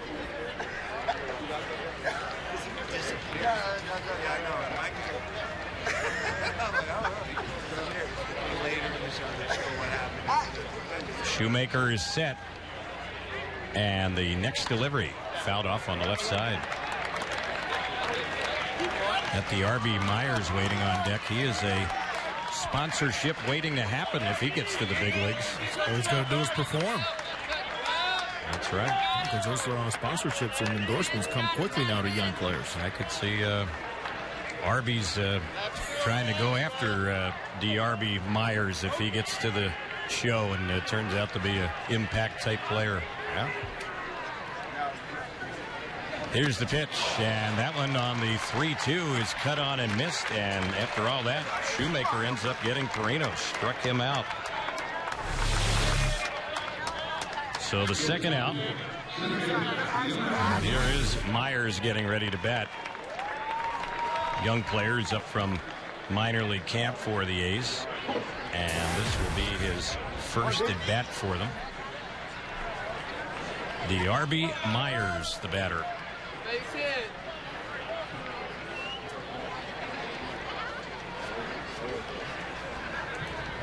Shoemaker working from the stretch. Here's the first delivery, and that one is cut on and missed for strike one on Myers. Our thanks to Eric Kay with the Angels Media Relations Department coming in, and the report on Jerome Williams today against the AAA for the San Francisco Giants. Williams, 5 innings. 2 hits, no earned runs, 1 walk, 3 strikeouts, 51 pitches only for Jerome against a AAA team from the Giants. So he stays on schedule. Here comes the next pitch. Myers takes that one outside. DRB Myers, born in Los Angeles, went to Westchester High School, and a former 4th-round pick of the Philadelphia Phillies. He was in the Phillies organization through last season. Signed as a free agent with the A's. Here's the pitch. He pops it up on the left side. Coming in is the third baseman Cowart. He will make the call with Hester by him. And the catch made by Caleb Cowart in foul territory. The inning is over. But the A's do get a go-ahead run. They had 2 hits in the inning, no errors, and they leave a runner on. We're headed to the top of the 9th inning. It's 10-9 Oakland on the Angels Baseball Network and Fox Sports West.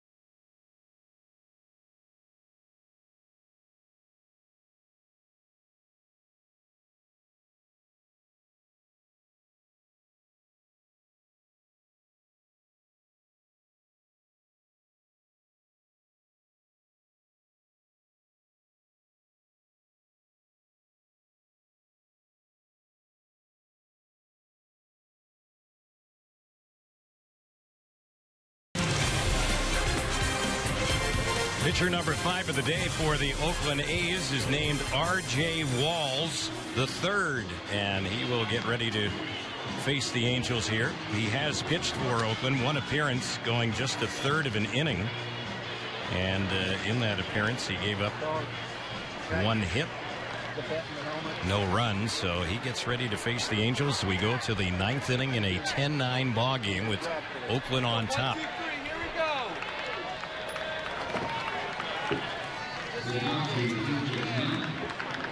Walls pitched last year in the Cal League. He was at Class A Stockton, and he was used mostly as a reliever. He had a 7-6 record, 39 games, 31 in relief. His ERA was 3.16. He's from Omaha, Nebraska. Here's the first pitch, and that one misses for a ball.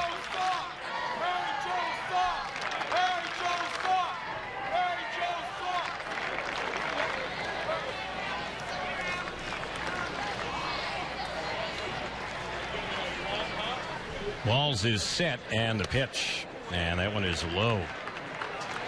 Here we go. Come on, Evan.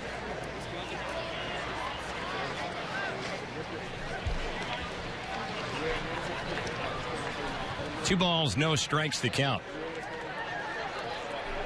Here's the next delivery. That's lifted in the air and hit pretty well into right center field. That ball's hit in the gap in right center. It's going to take a bounce and hop over the wall. It's a ground rule double for Brendan Harris, leading off the Angels' 9th inning. So just like that, the Angels have the tying run in scoring position, nobody out. We're going to have a pinch runner now for Brendan Harris out at second base. Andy Workman is the pinch runner. Randall Grichuk will be the batter. He's gone 0 for 1 since coming into the game. Here's the pitch on Grichuk, and that one is inside. It misses ball 1. It's 1 ball, no strikes.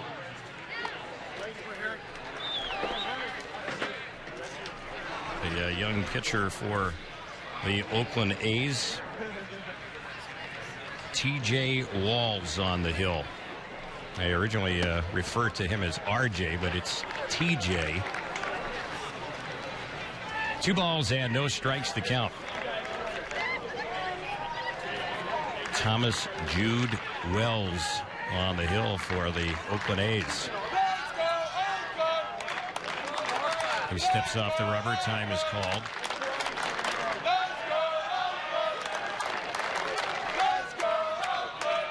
Workman, the pinch runner, leading off of second base. He represents the tying run.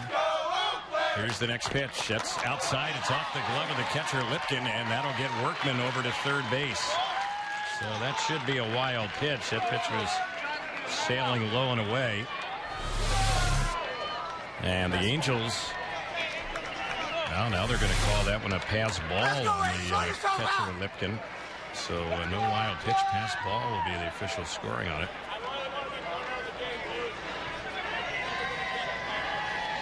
Lipkin, the catcher, went out to have a word with Walls.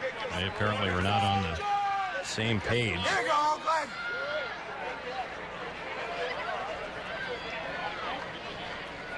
Fly ball deep enough to the outfield, gets a run in, and the pitch that's taken for a called strike by Grichuk. It's 3-1. Andy Workman, the pinch runner, who represents the tying run. He played his college baseball at Arizona State and lives in Chandler. There's a pitch that's low in, and that's ball 4 on Grichuk. So Walls is yet to retire a batter. The Angels have the tying run at third, the go-ahead run at first, and Bob Melvin is going to go out and have a word with his young pitcher. Luis Rodriguez will be the next batter after the meeting wraps up out there at the mound. Just the second walk the Angels have picked up in today's game.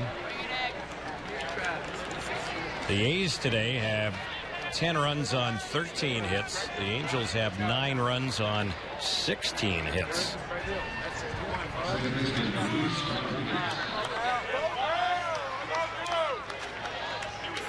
The Angels have put together a little stretch right now.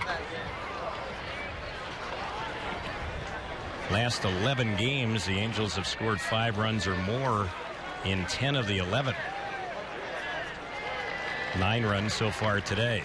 Meeting at the mound is over. The pitch is low. The ball bounced away from Lipkin, and that will enable the runner at first, Grichuk, to move up to second on the wild pitch. So now runners at second and third with nobody out, and a hit could give the Angels the lead, and the Angels have not held a lead in this game since the very first half inning when the Angels jumped on Blackley with 3 runs before the A's ever batted in the game. It's 10-9 Oakland right now here in the 9th. Here's the pitch. It's a strike on the outside corner. Luis Rodriguez has had a 1-for-4 day. J.B. Shuck waiting on deck. He singled last inning.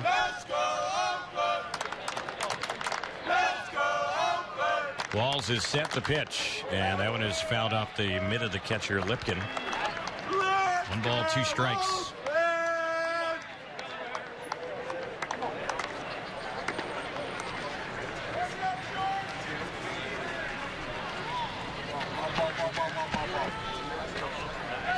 Angels and the Oakland A's facing each other for the final time here in the Cactus League. And the 2 teams will first meet up for the Angels opening homestand. That'll be on the 9th of April. It's a Tuesday night. That'll be the home opener for the Halos. They'll be hosting Oakland in a 3-game series. Here's the pitch. That's inside. 2-2 the count.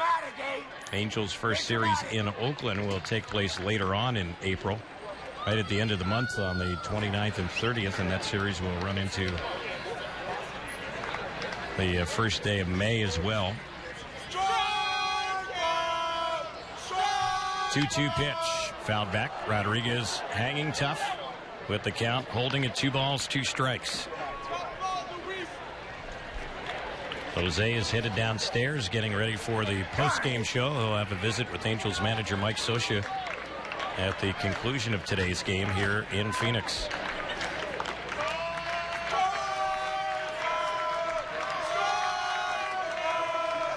The count's 2-2, and again the 2-strike delivery. It's lined into center field. It's going to fall in for an RBI hit. It'll tie up the ball game, and now the Angels have runners at the corners. It's 10-10 here in the 9th.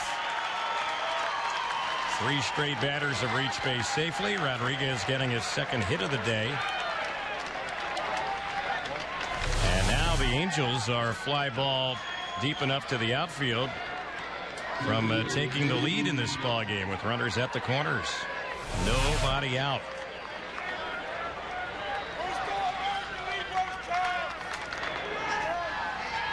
Now the Angels have won only 4 games all spring, and coming into today, the Angels have played 19 games this spring. Chance to maybe come away with a last inning win here this afternoon. The pitch, that's low and inside. Of course, the Angels are also going to have to face the A's in the bottom of the 9th, whether they're still tied or go into the bottom of the 9th with a lead, and we'll see how things play out when we get to the bottom of the 9th. Oakland made a living winning lead inning games a year ago when they won the division. The pitch, that's in there for a called strike.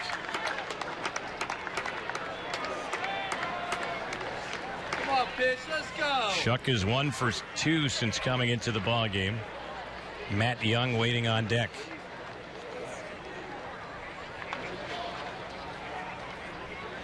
Here's the next pitch on Shuck. He takes that one outside. 2-1 the count.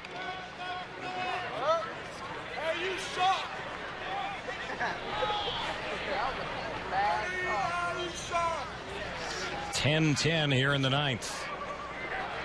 Next delivery, and that one misses for a ball. It's now 3-1. The A's have more action in their bullpen. They have another right-hander up. Walls has yet to retire anyone, and he's been all over the place. He's thrown a wild pitch. He's walked the batter. He's given up a couple of hits, and the next delivery, here's another hit, and that's going to give the Angels the lead. Shuck with a single in the right field. That will bring in the lead runner, Grichuk, and the Angels are on top. It's now 11-10. So J.B. Shuck delivers.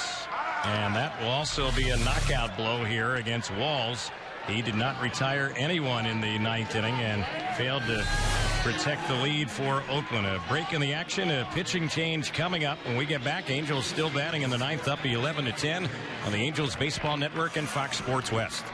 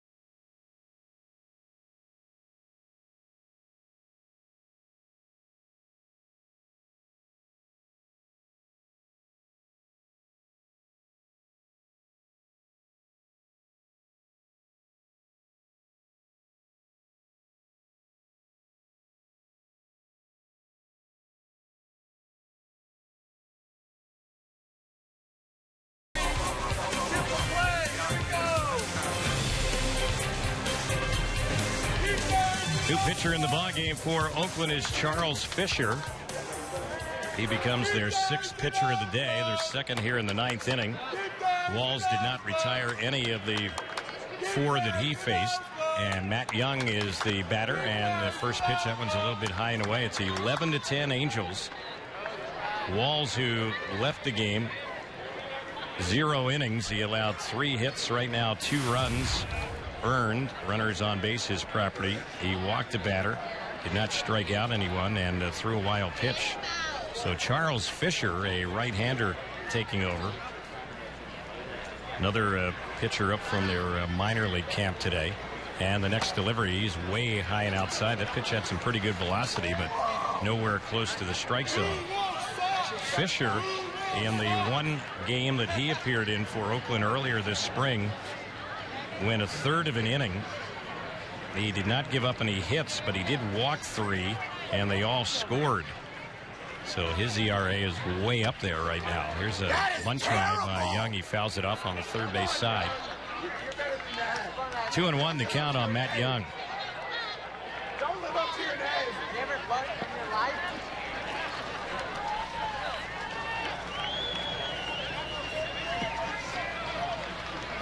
Young, since coming in, he's scored a couple of runs, and he's also had a hit. He came in as a pinch runner. He's around the bunt again, lays off the pitch. It's outside. So Fisher, who I mentioned had control problems, and the only appearance that he had for the A's is struggling here. He's behind 3 balls, 1 strike. Charles Fisher, who goes by Carlos, delivers the next pitch, and that one is a little bit outside. Ball 4.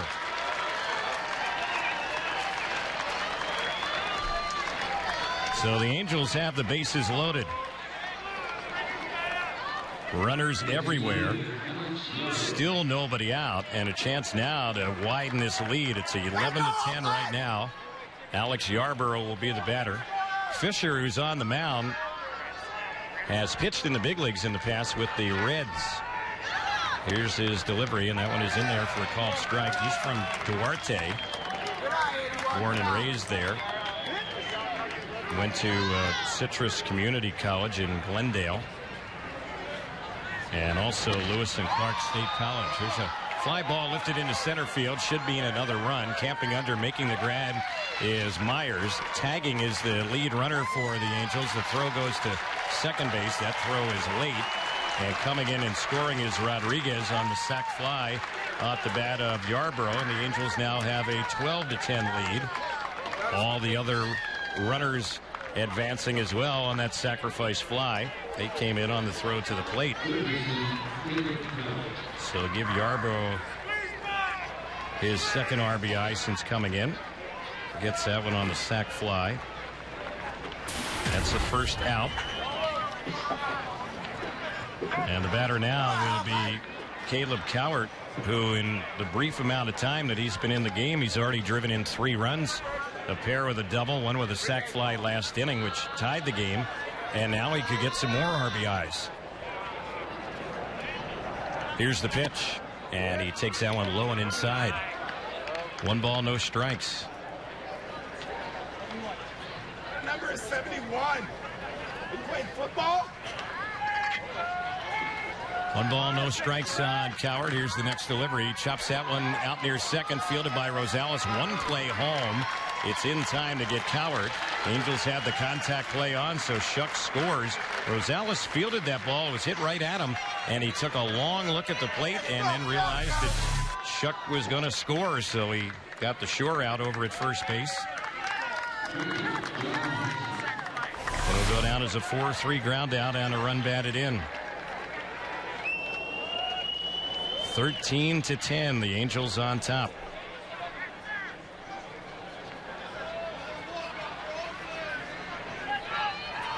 Runner at third base, 2 outs. Pitches inside. John Hester, the batter. Angels came into this 9th inning trailing 10-9, but now lead it 13-10, a 4-run inning. All the runs in this inning going against the reliever Walls, who gave up 3 hits and walked 1, and they all scored. Angels have the bullpen going, so we'll see who is going to be coming in to try and get the final 3 outs. Here's the next pitch. That's inside on Hester.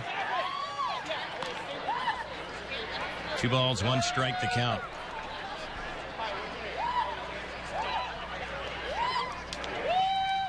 Charles Carlos Fisher on the hill. Next delivery, fouled back right in front of us, back to the seats and out of play. Big crowd today here in Phoenix, 8,739. And they have seen a game with a lot of action, a lot of runs. And it's gone right down to the wire here in the 9th with the Angels getting the lead. The pitch, that's up and in. And now it's a full count, 3-2. Angels have had 18 hits today, 13 runs. Fisher is set, next delivery, and that one comes way up and in on Hester, and that's ball 4. So the inning isn't over yet. That puts runners at the corners. Second batter that Fisher has walked since coming into the game. And here is a pinch hitter, it looks like. Eric Stamets is the batter. This is his first time up. He came into the ballgame last half inning to play it short, so Stamets getting ready to bat. And the first pitch, that one is taken for ball 1.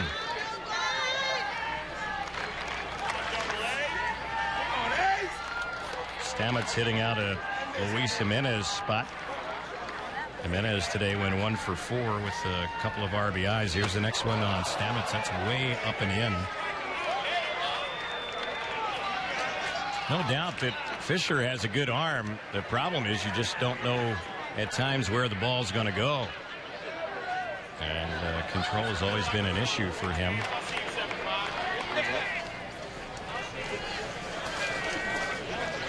Stamets, who's batting for the Angels, he's batting for just the 4th time this spring. He's 1 for 3. 9th batter up in the inning. Here's the pitch, and that's a called strike. So the Angels started off good today. 3 first-inning runs, and it is a good close of the game as well. 4 ninth-inning runs. Here's the next pitch.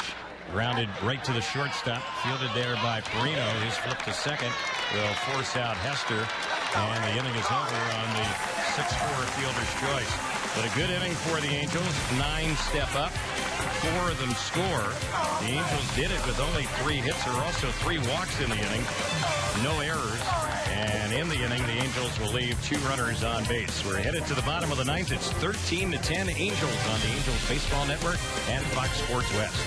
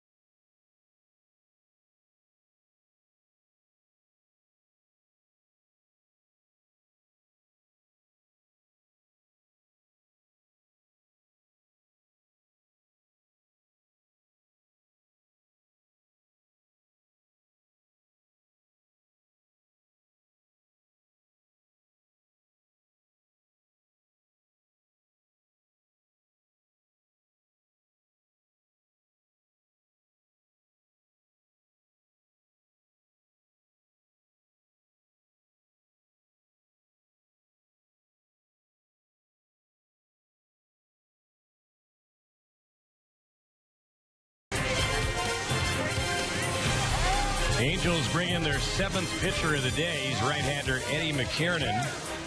And he has a chance to get a save in this ball game. This will be his 2nd appearance for the Angels this spring. In a 3rd of an inning, he gave up a hit, which was a homer, and he allowed a run. So we'll see if he can get the 3 outs here as we go to the bottom of the 9th. Angels up 13-10. Jimmy Swift stays in the ball game. He came into a pinch run in the top of the inning for Luis Rodriguez, and he will replace him at second base. And the Angels have also brought in Efren Navarro to take over at first base as he replaces the Angels starting first baseman Luis Jimenez. So the first pitch from McKiernan. Scott Moore is the batter. Swings from the left side. He takes it for ball 1. It's 1 ball, no strikes. That Shoemaker could get the win for the Angels. He went 2 innings, giving up 3 hits and a run. And the pitch, here's a high drive. It's lifted deep into right field. It's out by the wall, and that ball is going to get out a home run. Hit it off one of the billboards beyond the wall out there in right field. McKiernan, who gave up a home run in his last outing, gives one up to the first batter he faces here in the bottom of the 9th, and the A's get a little bit closer. It's now 13-11.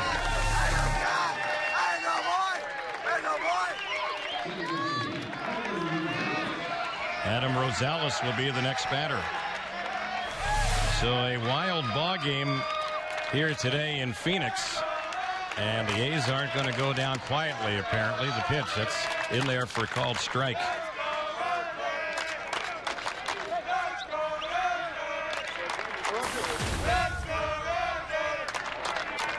McKiernan looking in for the sign. Here's the next delivery. That one is hit foul on the first base side. And the count is no balls and 2 strikes. Eddie McKiernan is a young pitcher who we've seen in spring training for the Angels. in recent springs. He pitched at Salt Lake and Arkansas last year.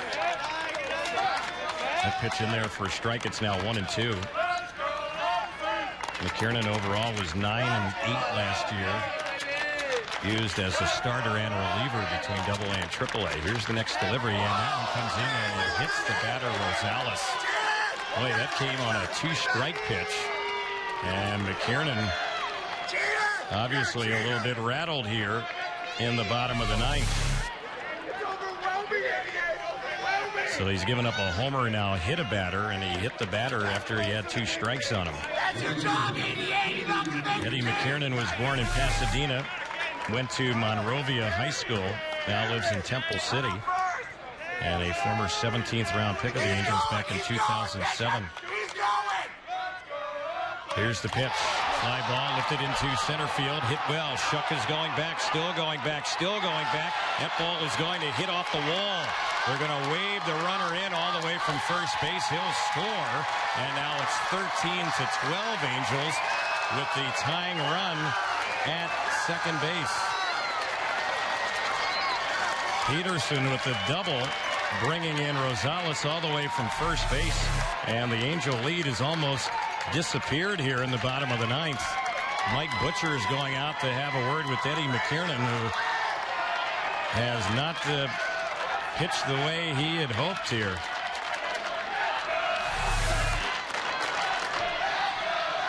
"25 runs have scored in this game, and it's still not over."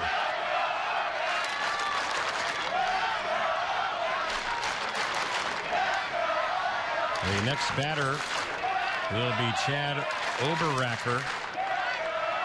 He grounded out his only time up.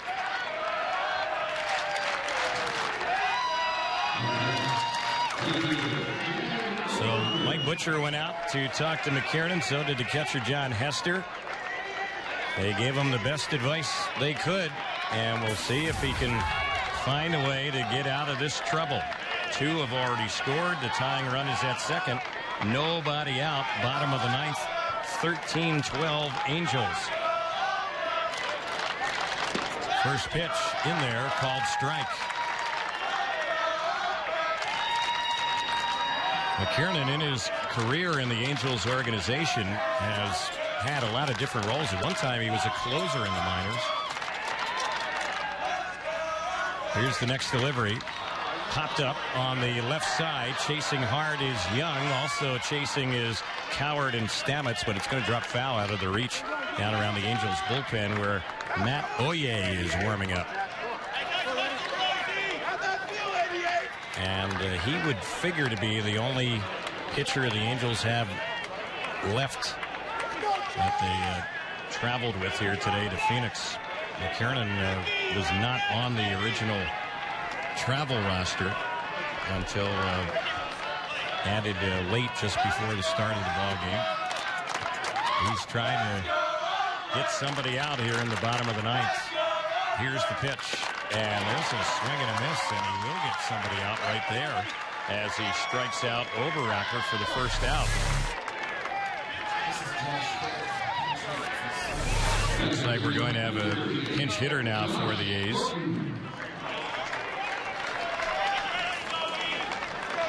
Josh Horton, up from minor league camp for Oakland, will be the pinch hitter for Seth Smith. He'll swing from the left side. McKiernan is ready on the pitch, and the pitch is a check swing, and he went around for strike 1.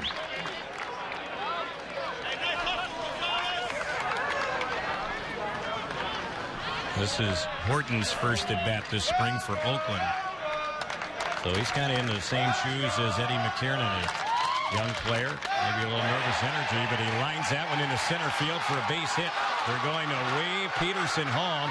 Throw to the plate, skips away from Hester, taking second base on the throw, the pinch hitter Horton, and it's now 13-13. This game is tied up.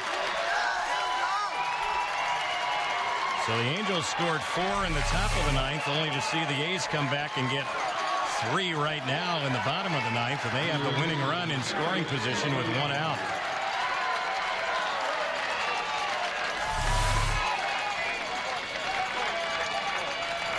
Eric Sogard, who's gone all the way for them today at third base. 2 for 4, a couple doubles and a couple runs scored. He'll be the next batter. 13-13 in the bottom of the ninth. Here's the pitch. Up and in. It misses. 1-0 the count. Well, you see things like this happen a lot here in the Cactus League. When you get late in games, young pitchers coming in. Some do fine. Some really struggle. The pitch. That one is low and in. Obviously, it's the latter for McKiernan. He is really struggling. He's faced 5 batters, given up 3 hits, hit a batter, allowed 3 runs, and now another hit, and the A's would likely win the game. The winning run at second, 1 out. The 2-0 pitch.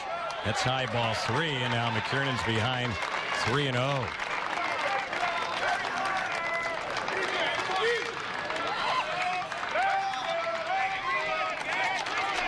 Oye is ready if Mike Scioscia wants to bring him in. He's watching the action now. He's warmed up a lot. Here's the next pitch, and that's ball 4, nowhere close. And that is going to be it for Eddie McKiernan. So sure enough, the Angels will go to another young pitcher, Matt Oye, who we have seen this spring. He is going to get the call in from the bullpen, and this will be his 4th outing here in the Cactus League. A break in the action when we get back. We're tied at 13 here in the bottom of the ninth on the Angels Baseball Network and Fox Sports West.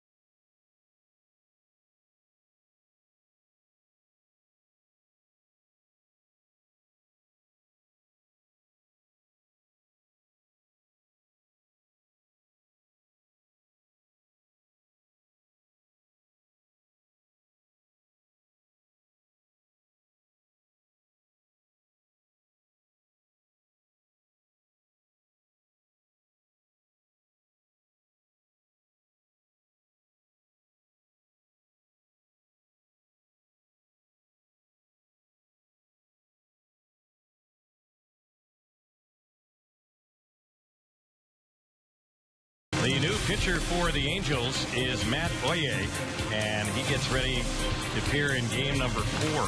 He's worked 2 innings, giving up 2 hits and 2 earned runs. Hasn't walked any, struck out 2.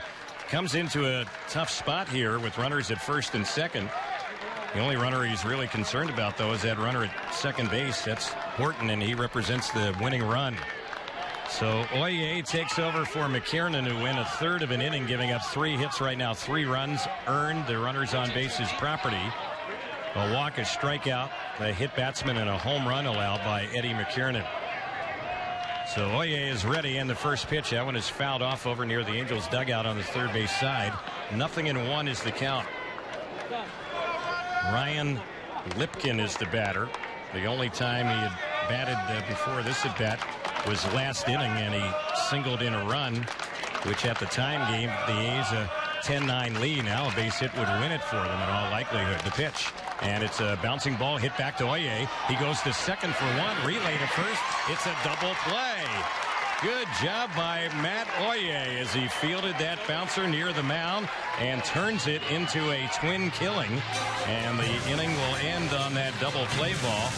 And now we'll wait and see whether or not we're going to play into the 10th inning or not. The umpires are going to say that this ball game is over. So after all that, a game that saw 26 runs score here this afternoon, it ends in a 13-13 tie.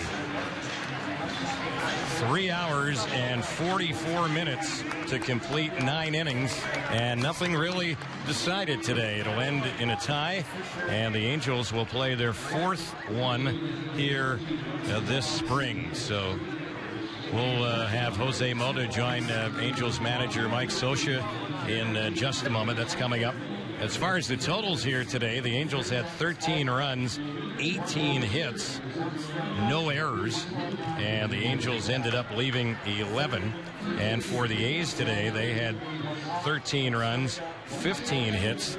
They ended up committing 1 error, and Oakland in today's ball game will end up leaving a total of 4. Let's go down to Jose Mota and Angels manager Mike Scioscia. Thanks a lot, Terry. Mike, after a game like this, you see the youngsters come back, put a tremendous effort offensively, and then the letdown. What is the best message time after time as you see this happening in spring training? What do you tell them? You know, I think part of development is winning games, and I think we've been on the short end of too many games. We talk to our kids about it. We talk to everybody about it. When you're out there in the field, you're trying to win a game and execute, and we haven't done what we need to do so far in the spring. Now, on the flip side of that, these kids are young. It's a good hold right there for a guy like Matt Oy to come in. Stamets' second turn, a great double play to keep it a tie in the last inning. So there's some things we'll build on. If you can quickly tell me and assess Weaver's performance, and then Alberto Callaspo on the offensive side kind of getting into his flow. How do you see that? Well, Alberto's going to be important to us, whether he hits second or hits 6th or 7th, wherever it shows up. He's a good situational hitter, a contact hitter, was in good spots this afternoon. We've had a terrible outing, and it's certainly a step backwards from where you want to see him moving forward in the spring. He just didn't feel like he had his release point. Went down there, worked on some things in the bullpen. It's not a good time for it when you need to get stretch out to at least 5 innings and 75 pitches. He fell short of that. Hopefully, he'll be able to pick it up next start and then get back on track. In that case, is that a concern for you? It is right now because he didn't accomplish what we needed to accomplish today. We'll see where he is in between starts, and hopefully there's no pain or anything. He just didn't have his release point. Thank you very much, Mike. Happy birthday, Jose. Mike Scioscia wishing me a happy birthday. I wonder if it had anything to do with Terry Smith. Jose, word travels fast here in the Cactus League, my friend. Appreciate it. And the Angels and the Oakland A's play a marathon 9-inning game that ends in a 13-13 tie. Now, for those of you watching on TV, Jose and Victor Rojas will have a lot more post-game analysis. And on the radio side, we'll be back with more from Phoenix as well. This is the Angels Baseball Network and Fox Sports West.